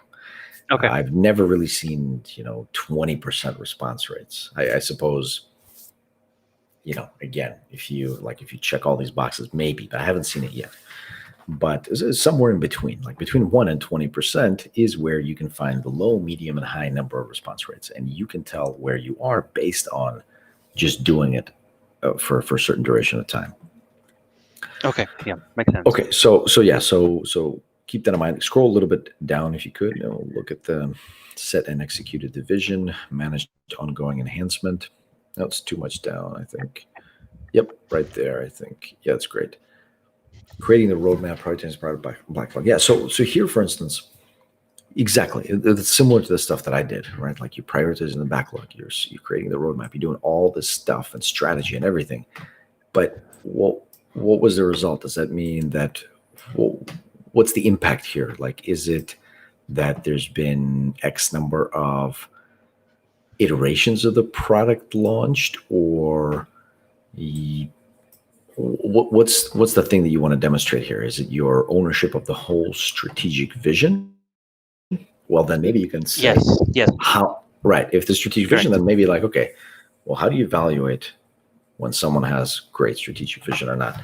Number one, can they get buy-in? And number two, do they execute it? And number three, does it bring the results? So having been there for some time, you could actually say, get across to the reader how much of those three things were accomplished. Like how much did you get buy-in or the stuff that you wanted to do?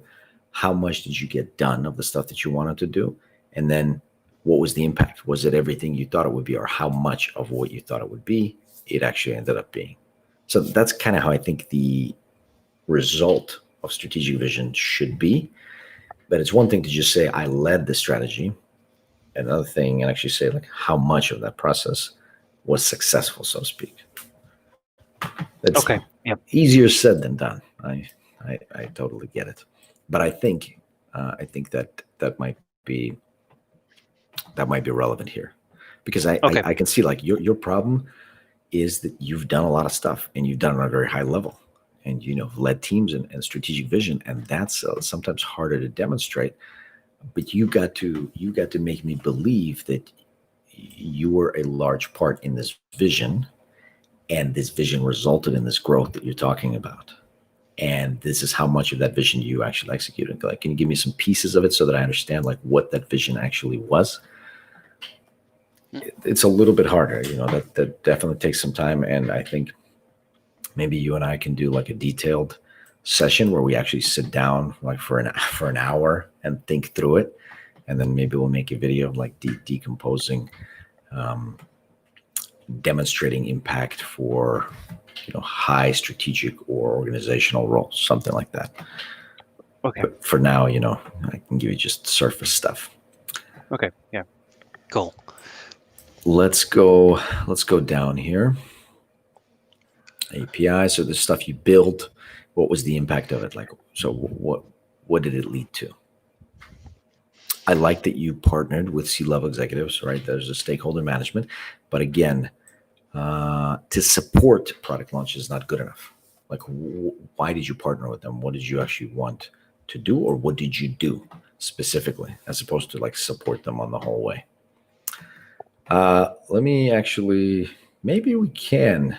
I mean, I still have energy. Sorry, the chat is asking questions. Steve is asking if I can do another one. And Sai is asking if I could do another one. We'll see. We'll see, folks. Let's finish with Sergey and let's see the energy level that I have. And then if not, we will do it next time. So again, specifics here, Sergey, so far. Okay. Stealth mode startup, great. That's great. Yeah, this is my side project. Yeah, excellent. Yeah, awesome. So soft launch, you just soft launched it. I'm living in the past, man. It's Q3 2020 already. Q4 2019 just happened. So I can see, okay, so you just soft launched. So it's soft launch Q4 2019. So what's happening with that? Like, if you want to put it in there as a demonstration, you got a startup, which I think is awesome. It would be nice to get some traction because it's been a couple of quarters. You know how this startup stuff is. It's all about traction. We got to get the traction in there. I decided to put a couple of bullets that I pivoted business model to online due to COVID-19. Okay, that makes sense. All right, yeah. Well, let's scroll down there. Like here. That makes sense. Yeah. Phase 1 to bring first 100 providers to identify product market fit. Identify product market fit is like the hardest thing to do for anyone, and sometimes a lot of times you just can't do it. So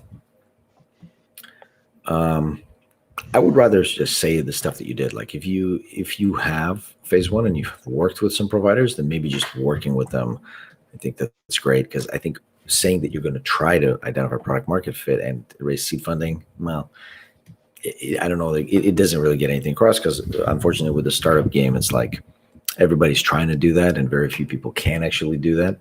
So I applaud your efforts, because I'm always doing similar stuff, but I don't know that it carries significant weight in the actual resume. Does that make sense? Okay, absolutely. Cool. All right, and let's go Mighty Call here. Senior product and digital leads. Grew the number of subscriptions. Great. Okay, so actually I like that. I like that more, because we're getting specific here, right? We grew the subscriptions. Oh, I lost you. We lost Sergey.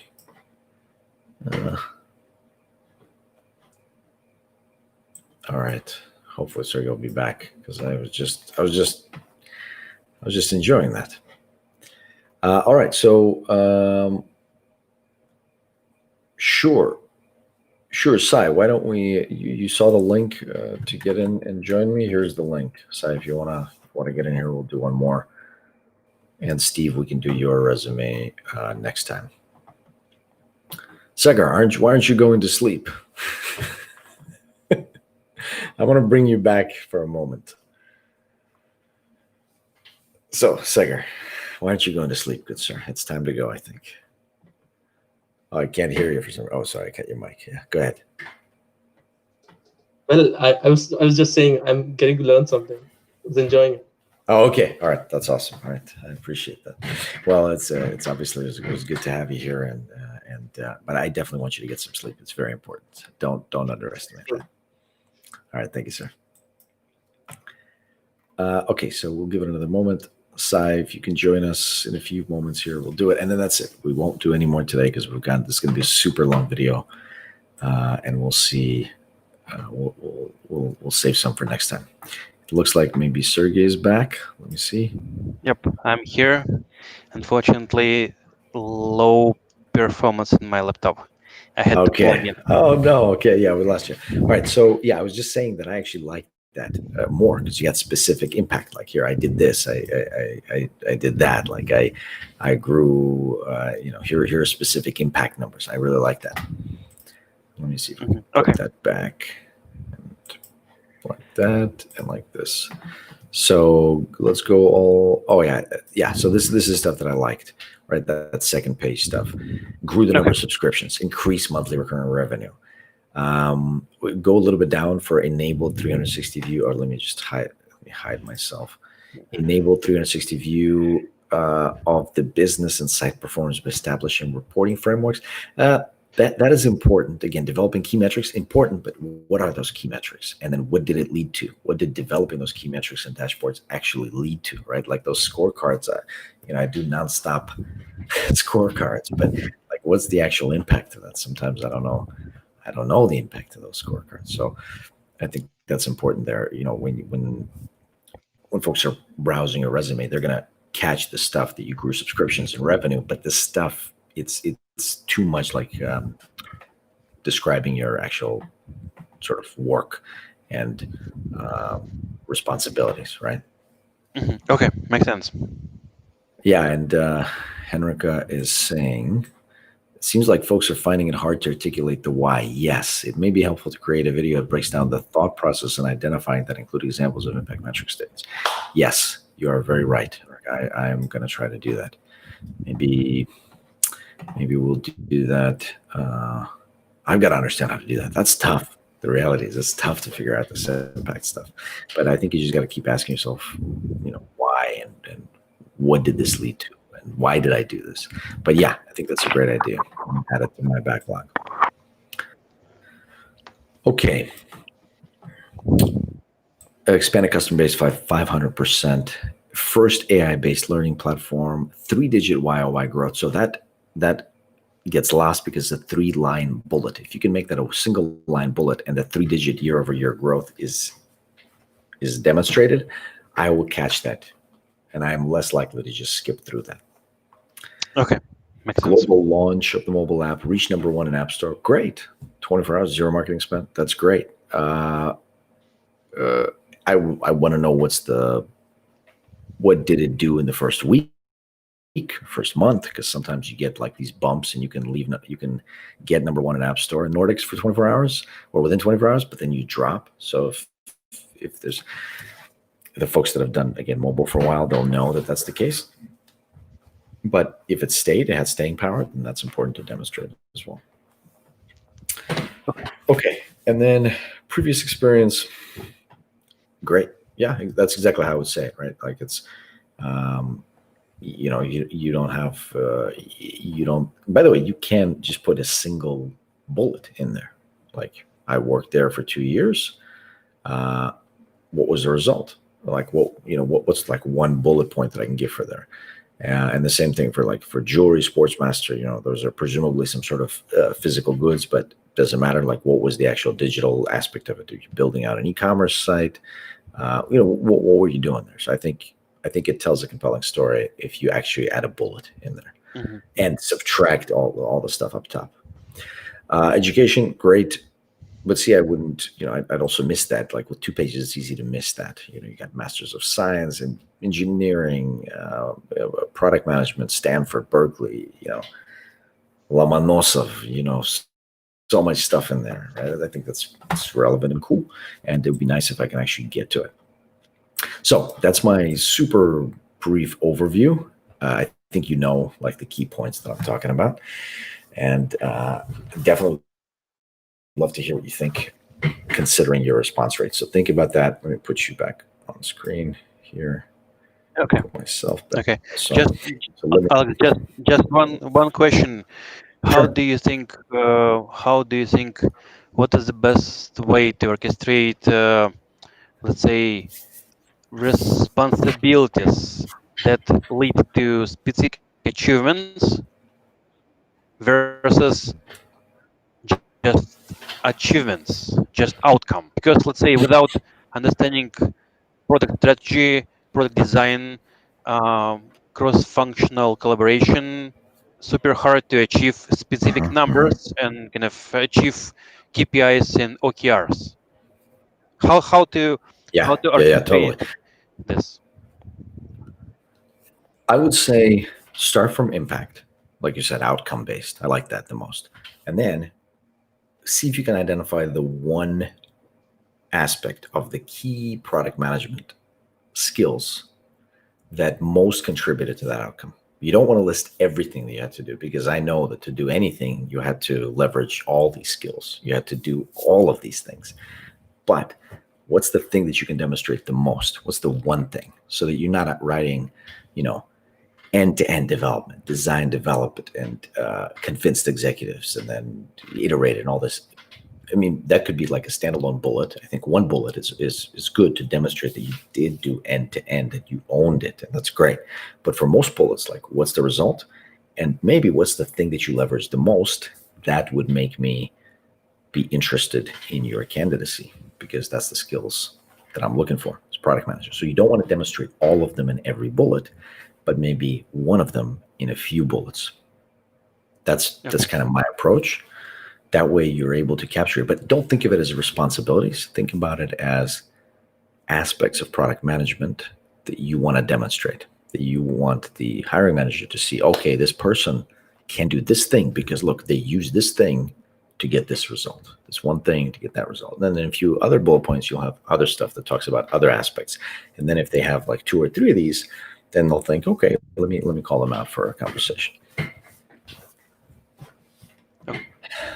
Okay, Sergey, I still owe you a bunch of, you're very welcome. I know I owe you a bunch of answers to your questions. I thought you had great questions in the email that you sent me, and I will get to you because I have answers for you, because I have opinions on all of those things that you said. And thank you for your recommendations. I appreciate for videos as well. I appreciate your assistance. It's my pleasure. So thanks very much. Hopefully you get some sleep now as well, and I'll see you next time. Yeah, see you. Thank you. Bye-bye. Okay. Sai, you with us? Let me put you Yes. on. All right. Hello. Can you hear me? Hi. How are you? I'm doing well. Thanks for being with us. Thank you so much for You're doing going to be this. the last one. I'm gonna say it, and next time we'll do more of these, because hopefully folks find it valuable, especially like instead of sleep and stuff like that. Okay, so Sai, I don't know if you sent me your resume. I think you might have. I had. I see it. Okay, so at your second year. Okay, so maybe you could just tell us in a few words about you, and also, of course, what time is it for you right now? That seems to be the most important. I'm in the Central Standard Time, so daylight saving time. Okay. So yeah, it's 1:30. 1:30. Okay. Yeah. See, not dedication. bad. I mean, dedication. All right. Yeah. Okay. So about me. Yeah. About you. Sure.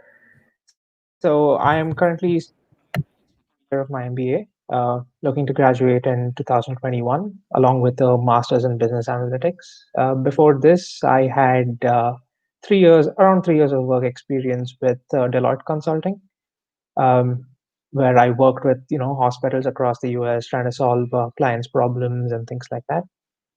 Very nice experience and loved it. So looking to get into product management roles. Currently, I am doing an internship, continuing into the fall semester as well, with this really cool 3D printing company where we manufacture materials for 3D printing. So I'd like to joke that we are like the paper for 3D. And this is like my Dunder Mifflin experience. That's cool. Yeah, I pretty excited about 3D printing, but it seems to be like, is it slowly increasing? Like, are these three, like, I have no idea what's happening. I sort of lost track of the industry, but it seems like eventually it's going to be the way that we do everything. But right now it's still in this trend period. So that's very interesting. Said, you want to share your resume for the current few and future viewers, and we'll go through it. Sure. Is that okay? Okay, I see it's showing up. Put it up. Okay, and like this. Okay, and this is the same one that you emailed me, right? Yeah. Okay, great. All right, so let's look at this. So first things first, so walk me through this. You are getting your master's now, right?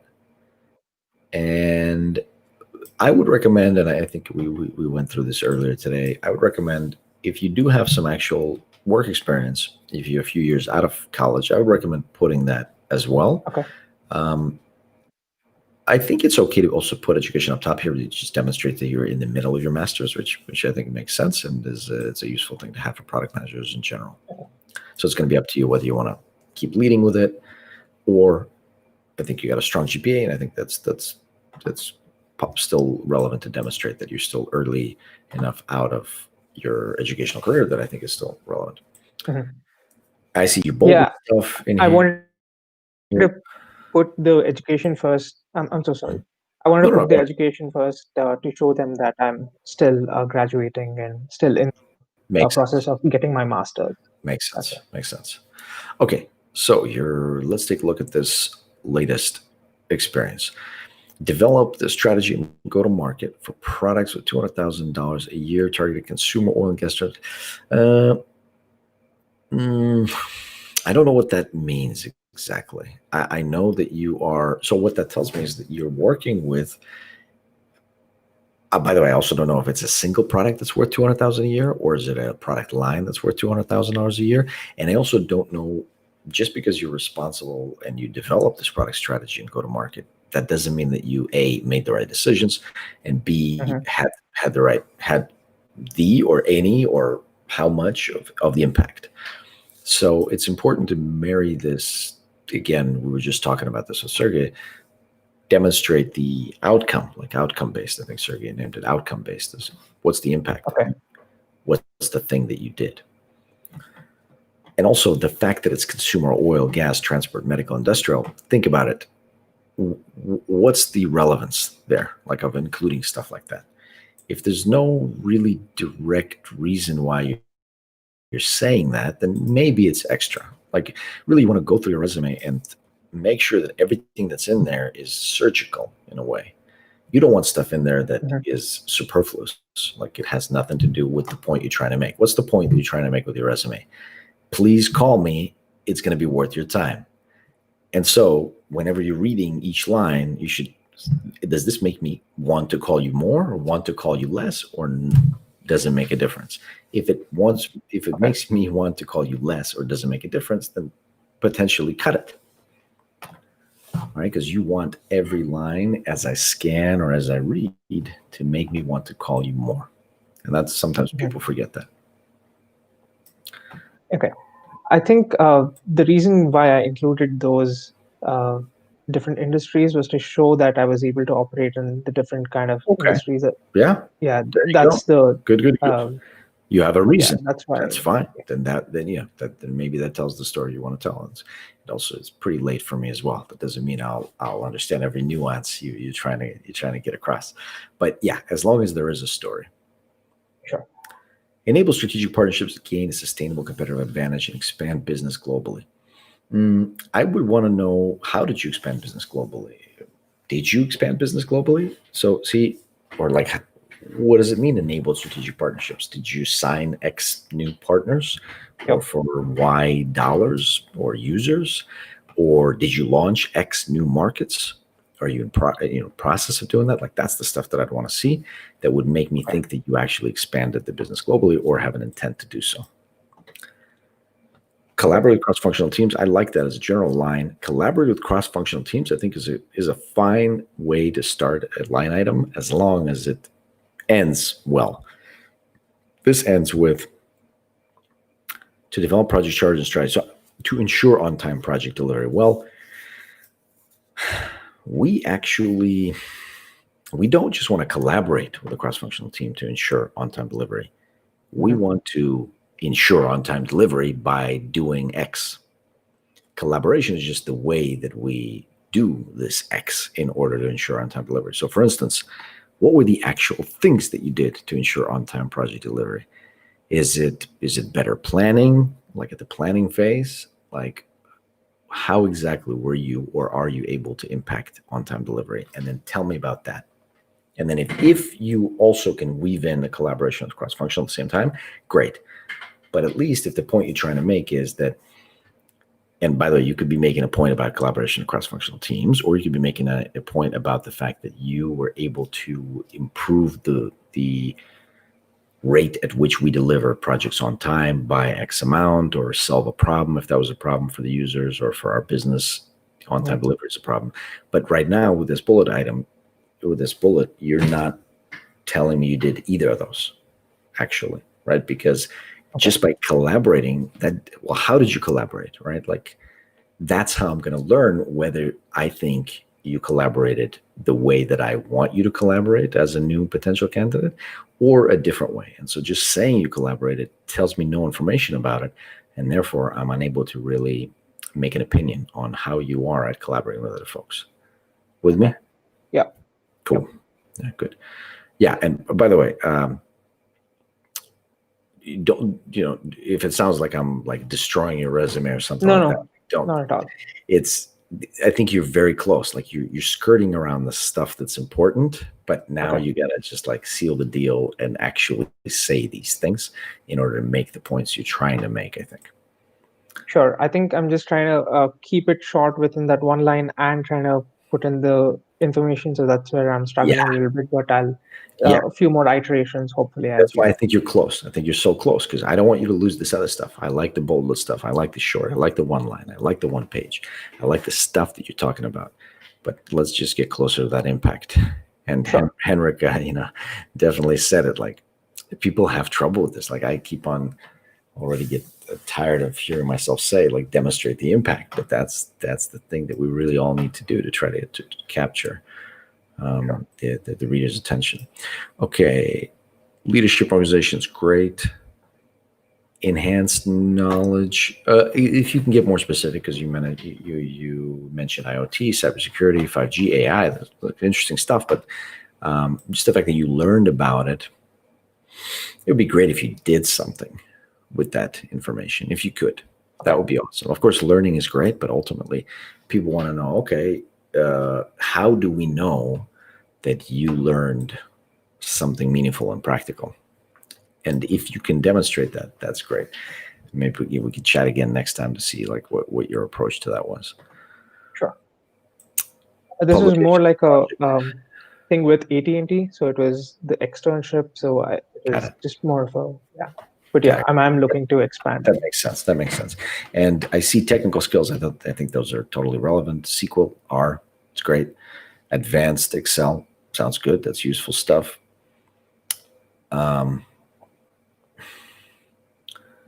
Eligible to work in the U.S. full-time for up to 36 months without sponsorship. I think, I don't know if Shimon's still with us. That's like a pain point that Shimon is trying to address in a project potentially about folks with different statuses for immigration. And I don't know enough about that, but I think Shimon just shared his thoughts on it. And I thought that it definitely sounds like a potential issue, because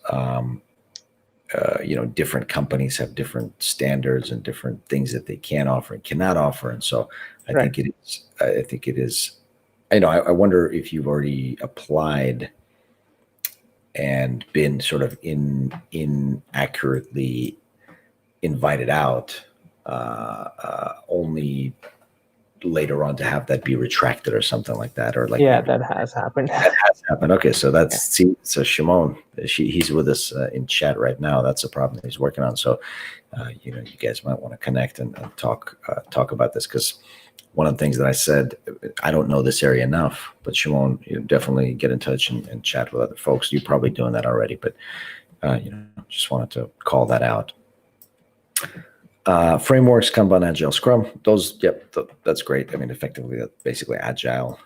It sounds good. I don't know if it's worth its own line, but it's good that you're aware of it. You've published some papers. I think that's all good. If you can condense that, you got some white paper, internet things in healthcare. That's great. I think it's all useful stuff. And I think you did get it into one page. So I would say you do have enough stuff here, I think, to warrant a callback. I think you have a strong educational background, and you've got enough impact if you actually go back and fix the stuff that we talked about. And I bet your callback rate would increase if you make those changes. Okay, sure. All right. Any other questions for me? Any comments on the Deloitte experience? And let me take a look. Sorry. Oh, did we skip that? Yeah, we Okay. did really good. Advanced. Okay, so let me take a look at that. Delivered advanced high quality data analysis, optimize clinical process for clients in healthcare. So improving patient safety. Yeah, same thing, right? Like, how did we improve patient safety? I think that's super, super important. Okay. How was this patient safety improved, and how was the patient satisfaction improved? Because, and again, the story you're saying is, I did data analysis and I optimized some of the processes, the systems, which is all great for product manager to be able to do. But how did you do it? You got to give me a little bit more. You're saying that it's a complex and critical problem, just sort of piques my appetite, but it doesn't actually tell me some, at least one key thing that you did, and also how much it was impacted. Like, that's the ideal, is if you can get us that. I was trying to put a metric to it. Yeah, but it's a little hard to quantify. Yeah, and consulting in general is hard to quantify, because sometimes like consultants get in there and you recommend some stuff, and like then you don't know, did the clients do it? Did they not do it? What were the results? So I've heard that feedback before. You can also, some time has passed, so you can also reach out and see if you can get some information out of that, and then see if you can maybe some interim metrics, like just the fact that certain plans or certain recommendations of your consulting were adopted, for instance, would already be a good indication that, okay, you've made your case. Because with consulting, it is a little bit different to see the actual fruits of your labor. But was it adopted? How much was implemented? Maybe that'll be your metric. Sure. A little side note about this. So in my project, we were implementing the changes as well. So apart from, okay, then you got, see if you can just recommending, reach out and see if you can get some more information. And again, any about interim metrics, that's great. Sometimes for consulting, like, that's the pet peeve that I hear, just like they just don't know what happened. But if you actually implemented it, I think it's relevant. Let me just close this, put you back up here, and then I'll look at the resume here. Analyze financial performance, hospital trends, population requirements, strategic insights yielding over 2 million. Okay, so you're very close there, right? Like, you did some stuff and it yielded in 2 million in prescription fee recovery. But what were these strategic insights? Can you give me one? Can you give me a key one? Can you give me multiple ones? Maybe it's okay. Okay. I want to know, because again, I'm interested. $2 million savings. It's great, but I want to know how. And then I want to know which critical PM skills you leveraged in order to get those results. Okay. Multi-million, also, I don't like this multi-million dollar, multi-billion dollar. Actually, you could say it. Usually, like, the way that I say it is $XM or $XXM. It just tells you like how many digits in millions, right? Because instead of saying multi-million, you can just say like $XM. Like, that's the size, or $XXM, meaning like 2-digit million, for instance. You could do the same thing, lower scale or bigger scale. I had used that, and somebody suggested to not use it that way. That's why this is what happens when you get 50 iterations. You got to have a lot of opinions. So go with what your heart tells you, right? Like, it's totally okay. There's no right. This is not a right or wrong way. And that's why I usually, when I make recommendations like that, I always caveat it by saying like, hey, this is just my opinion. Sure. But this is helpful. Yeah. Good. But also, you design and presented these customized, transformational, and there it is, transformational tech solutions. Like, I would rather know why they were transformational than to know that these are like super $1 million projects. I want to know, like, can you share some insights, something that makes me excited about the work that you do as a product manager?